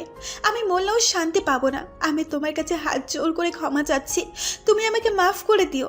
সেদিন তুমি যখন আমার সামনে, আমি তোমার শত্রু জানা থাকার সত্ত্বেও তুমি আমার কলিজার টুকরো মেয়েটাকে অ্যাক্সিডেন্টের হাত থেকে বাঁচিয়েছিলে, সেদিন নিজের উপর কতটা ঘৃণ্য হচ্ছিল আমি তোমাকে বলতে পারবো না। অতঃপর যখন মেয়েটাকে আমার হাতে দিয়ে কোথায় চলে গেলে আর তোমাকে খুঁজে পাইনি, সেদিনের পর থেকে তোমার কাছে ক্ষমা চাওয়ার জন্য তোমাকে পাগলের মতো খুঁজে বেড়াতাম, কোথাও তোমার সন্ধান পেতাম না। হঠাৎ একদিন তোমাকে হাসপাতালে দেখতে পাই, কিসের জন্য যেন এসেছিলাম। তুমি চলে যাবার পর আমি ডাক্তারের সাথে কথা বলে জানতে পারি তোমার ক্যান্সার, বাঁচার সম্ভাবনা খুবই কম। সেদিনে আমি তোমার জন্য সিঙ্গাপুরের টিকিট কাটি, তোমাকে সেখানে নিয়ে তোমার চিকিৎসা করাবো বলে। অতঃপর ডাক্তারের থেকে এসে তোমাকে ফ্লো করে তোমার ঠিকানা জেনে যাই। বিশ্বাস করো, আমি তোমার সমস্যার কথা আদিলাকে বলতে চেয়েছিলাম, কিন্তু কিছু সমস্যার কারণে আসতে পারি নাই। সেদিন তোমার কথা আদিলাকে বলতে এসেছিলাম, কিন্তু তখন দেখি তোমাকে হাসপাতালে নিয়ে যাচ্ছে, তাই আর বলা হয়ে ওঠেনি। পরে আমি হাসপাতালে যাই, এরপর কি হয়েছে তা আপনারা জানেন, তাই আর বললাম না। আমি এতটুকু একটা কাজ করেছি শুধু তোমার থেকে ক্ষমা পাওয়ার আশায়। আমাকে মাফ করে দিও শুভ। ইতি, খারাপ মেয়ে তানিয়া। তানিয়ার মেয়েকে শুভ কিভাবে বাঁচিয়েছিল একটু পিছন থেকে ঘুরে আসি। একদিন শুভ একটা হসপিটালে যায় তার এক বন্ধুর জন্য কিছু ওষুধ কিনতে। সেখানে গিয়ে দেখতে পায় তানিয়া ডাক্তারকে কেঁদে কেঁদে বলছে, আপনার যত টাকা লাগে আপনি নেন, তবু আমার মেয়েকে বাঁচান, যেভাবেই হোক রক্ত জোগাড় করেন। আমরা চেষ্টা করতেছি ম্যাডাম, কিন্তু এই মুহূর্তে আমাদের কাছে এই রক্ত নাই। অন্য জায়গায় খোঁজ নিয়েছি, তারাও না করছে। অন্তত 2 ব্যাগ রক্ত শরীর দিতে হবে, পারলে আপনি চেষ্টা করেন, না হলে আমাদের কিছু করার নেই। আমরা চেষ্টা করতেছি, আরও করব, আপনিও চেষ্টা করেন যত তাড়াতাড়ি পারেন। এই বলে ডাক্তার চলে আসে। শুভ তখন ডাক্তারের থেকে জেনে নেয় রক্তের কি গ্রুপ। অতঃপর শুভ রক্তের গ্রুপের সাথে মিলে যায়। শুভ তখন 2 ব্যাগ রক্ত তার থেকে দিয়ে আসতে যাবে, তখনই তানিয়া দেখে ফেলে। তানিয়া শুভর কাছে যেতে লাগে, তখনই ডাক্তার তাকে ঢাক দেয়। তানিয়া আর শুভর সাথে সাক্ষাৎ হয় না। কাল চিঠি, এটা আর কি লেখা? চিঠি আদিলার হাতে দেয়। আদিলা পড়ে শুভকে বলে, মাফ করে দাও তাকে। ভুল তো মানুষের জীবনে হয়েই থাকে, আমাদেরও তো ভুল হয়েছে। আমরা দুজন দুজনকে মাফ করে দিছি, তাকেও মাফ করে দাও। আচ্ছা তুমি যখন বললে আমি মাফ করে দিলাম। তোমাকে একটা কথা বলবো, রাগ করবে না প্লিজ? পিছনের অতীত আবার টানছো? না শুভ, শুধু আমার ইচ্ছেটা প্রকাশ করলাম। এখন পূরণ করলেও তুমি করতে পারো, না করলেও করতে পারো, সেটা তোমার ইচ্ছা। আচ্ছা, যদি কোনোদিন তার সাথে আমার দেখা হয় তাহলে তোমার সাথে সাক্ষাৎকার করিয়ে দেবো। সেদিন তোমার যা ইচ্ছে তুমি তাকে জিজ্ঞেস করতে পারো। আর তুমি কি জন্য তাকে দেখতে চেয়েছো আমি বুঝতে পেরেছি। শুভ প্লিজ, তুমি আমাকে ভুল বুঝো না, আর কোনো দিন তাকে দেখার চেষ্টা করবে না, তাকে দেখবও না কখনো। আমাকে মাফ করে দাও প্লিজ। আরে পাগলি, মাপ চাওয়ার কি আছে? আমি জানি তুমি আমার উপর রাগ করছো, তুমি ভাবছো আমি তোমাকে সন্দেহ করছি। আমি আমার ভালোবাসার কসম দিয়ে বলছি, আমি তোমাকে সন্দেহ করি নাই। ধুর পাগলি, আমি জানি তুমি কখনো আমাকে সন্দেহ করবে না। গাড়িতে চলো, আমি গাড়ি আমাদের জন্য অপেক্ষা করছে। অতঃপর তারা সকলে গাড়িতে উঠলো, তানজিলা ছাড়া। গাড়িতে আপন গতিতে চলতে থাকে। একসময় গাড়ি তাদের গন্তব্যে এসে দাঁড়ায়। গাড়ি থেকে একে একে নামতে পিছন দিকে কে যেন আদিলার ঘাড়ে হাত দেয়, আর তাদের সে চমকে ওঠে। সে তো পিছন দিকে তাকাতেই অবাক। মায়া, তুই? এই বলে আদিলা মায়াকে জড়িয়ে ধরে। তুই আমার বেস্ট ফ্রেন্ড হয়ে এভাবে ভুলে যাবি কখনোই ভাবতে পারি নাই। তুই আমার জন্যই তোর ভালোবাসার মানুষটাকে আপন করে পেয়েছিস, আর আমাকে ভুলে গেছোস। একটি বারও যদি ফোন করে কথা বলতি তাও হয়তো এই মনটাকে শান্তি দিতে পারতাম যে আমার বেস্ট ফ্রেন্ডটা আমাকে ভুলে যায়নি। কিন্তু তুই এতদিনে একটা ফোনও দিস নাই। এতটা স্বার্থপর কিভাবে হলে? সরি দোস্ত, ক্ষমা করে দে, আমার ভুল হয়ে গেছে। তুই ভালো করেই জানিস আমার কাছে কেউ কোনো অপরাধ করলে তাকে শাস্তি না দিয়ে আমি ক্ষমা করি না। কি শাস্তি দিবি দে, তাও ক্ষমা করে দে। শাস্তিটা হলো তোর ছেলেকে আমার মেয়ের জন্য দিয়ে দিতে হবে। কি বলছিস সেগুলো? আমি অপরাধ করছি, শাস্তি আমাকে দিবি তো আমার ছেলেকে কেন? আমার ছেলেরও তো একটা পছন্দ আছে, সে যদি বড় হয়ে তোর মেয়েকে পছন্দ না করে? আমার মেয়েকে পছন্দ করবে না পৃথিবীতে এমন কোনো ছেলে নেই। আর তোর ছেলে যদি বড় হয়ে আমার মেয়েকে পছন্দ না করে তাহলে তো জোর করে কিছু করা যাবে না। আর যদি পছন্দ করে দিবি তো আমার মেয়ের জন্য নাকি গরিব বলে অবহেলা করবি। আবার শুরু করছিস? যদি আদনান রাজি থাকে তাহলে দিব, কিন্তু তার আগে দেখি তার রাজরানীর পিচ্ছি মেয়েকে। মায়া তার মেয়েকে নাম ধরে ডাক দেয়, কিন্তু সে নিখোঁজ, সে আসে না। নীলা মায়া তো পুরো পরেশান হয়ে যায়। তোমরা এখানে তাদের বিয়ে নিয়ে গল্প করতেছো, এদিকে আদনান নীলাকে নিয়ে পালাইছে। কই গেছে তারা? আমাদের বেলকুনিতে দেখ। আদিলা সেদিকে তাকিয়ে দেখতে পায় তারা দুজন একে অন্যকে কেক খাইয়ে দিচ্ছে। দেখছিস, তোর ছেলে এখনই আমার মেয়ের প্রেমে পড়ে গেছে। আর বড় হলে কি করবে আল্লাহই ভালো জানেন। এখন বল, দিবি কিনা তোর ছেলেকে? আদনান যদি রাজি হয় দিব, এখন আমাকে মাফ করে দে। আচ্ছা, মাফ করলাম, কিন্তু শুভর এই অবস্থা কেন? পরে বলবো নি এক সময়, আগে ভেতরে চল। আচ্ছা চল। অতঃপর সকলে তাদের বাড়ির ভিতরে যায় আর তারপরে ফ্রেশ হয়ে গল্প করতে থাকে। তখনই আদনান বলে ওঠে, আম্মু, নীলা আর আমি আজ থেকে একসাথেই থাকবো। হাসপাতালে তুমি আর বাবা একসাথে ছিলে। আদিলা মুচকি হাসি দিয়ে বলে ওঠে, আচ্ছা এখন খেলতে যাও। তোর ছেলেটাও রাজি হয়ে গেছে, তাহলে তারা প্রাপ্তবয়স্ক বালেক হলেই বিয়ে দিয়ে দেব। আচ্ছা। এভাবে সেদিনটা গল্প করতে করতে কেটে যায়। 3 মাস পর যখন শুভ পরিপূর্ণ সুস্থ হয়ে যায়, তাদের সংসার আবার সুখ নেমে আসে এবং তারা আবার আদিলার অফিসে চলে আসে। হঠাৎ একদিন আদিলা আর শুভ অফিসের কাজ করছে, তখনই আদিলা বলে উঠল, চলো না শুভ, মার্কেট থেকে একটু ঘুরে আসি, কতদিন ধরে মার্কেট করা হয় না। আমার জানটা বলছে আর আমি না করতে পারি, তাও আবার আমার বস, তাহলে চলো। হুম। পরে তারা আদনানকে নিয়ে মার্কেটে যায়। তারা তাদের পছন্দের জিনিসপত্র দেখতে থাকে। তখনই একটা মেয়ে এসে শুভকে বলে, ভাইয়া, তোমাদের দুইজনকে কপিশনে দুইজন বসে আছে, তারা ডাকতেছে। কে? জানি না আপু, তারা বললো তোমাদের সাথে কি জানি কথা আছে। চলো দেখি গিয়ে। হুম, চলো। তারপর তারা কফি শপে যায়। সেখানে গিয়ে তারা দুজন দুজনকে দেখে তো পুরো চমকে ওঠে। ইমরান, তুমি আর এই মেয়েকে? ইমরান কথা বলার আগেই তানিয়া বলে উঠল, আদিলা, আমাদেরকে ক্ষমা করে দাও, আমরা অনেক কষ্ট তোমাদের দিয়েছি। শুভ, তুমিও ক্ষমা করে দাও। এই বলে তানিয়া শুভর পা জড়িয়ে ধরে। এই তানিয়া, কি করছো? আরে যা হবা সেটা তো হয়েই গেছে, আমরা তোমার উপর রেখে নেই, ক্ষমা করে দিয়েছি তোমাদেরকে। শুভ, এই কি সেই তানিয়া যার জন্য আমাকে ছেড়ে দিয়েছিলে? আদিলা শুভর কথা শোনার সাথে সাথেই তানিয়াকে জড়িয়ে ধরে। তোমাকে অনেক ধন্যবাদ, কারণ পাগল তোমার জন্য আমাকে এখন আগের থেকে বেশি অনেক সময় দেয়, বেশি ভালোবাসে। আমাকে তোমার উপর আমার অনেক রাগ জমেছিল, কিন্তু আমার পাগলটাকে পাওয়ার পরে সেগুলো পানি হয়ে গেছে। এখন আর তোমাদের প্রতি কোনো অভিযোগ নেই, রাগও নেই। তবে একটা কথা, আর কারো জীবন নিয়ে কখনো এমন করো না। আর জীবনেও এমন করব না, আমাদের ক্ষমা করে দাও। আচ্ছা, তোমাদেরকে মন থেকে ক্ষমা করে দিলাম, এবার তো একটু হাসো। এইভাবে তাদের মান অভিমান ভেঙে কিছুক্ষণ গল্প করে চলে আসে। রাতে আদিলা শুভর বুকের ওপরে শুয়ে থাকে আর বলে, আয় শুভ, বলো। আমি একটা জিনিস চাইবো, দিবা? বলো। আমি আদনানের মতো আরেকটা দুষ্টু সন্তান চাই। এই বলে শুভর বুকে মুখ লোকায়। তুমি তো একটাকে সামাল দিতে পারো না, আরেকটা কিভাবে পারবে? আমি পারবো এখন। তাহলে বাকিরা বন্ধ করো, নাহলে আমাদের দুষ্টু মিষ্টি পাঠকগুলো দেখে ফেলবে তো। তারপর বাতিটা বন্ধ করে সন্ধ্যা দাদার কাছে লেগে যাই আমরা। গল্পটি কেমন হয়েছে জানাবেন, আর আপনাদেরকে অনেক অনেক ধন্যবাদ শুরু থেকে এই পর্যন্ত আমাদের সাথেই থাকার জন্য।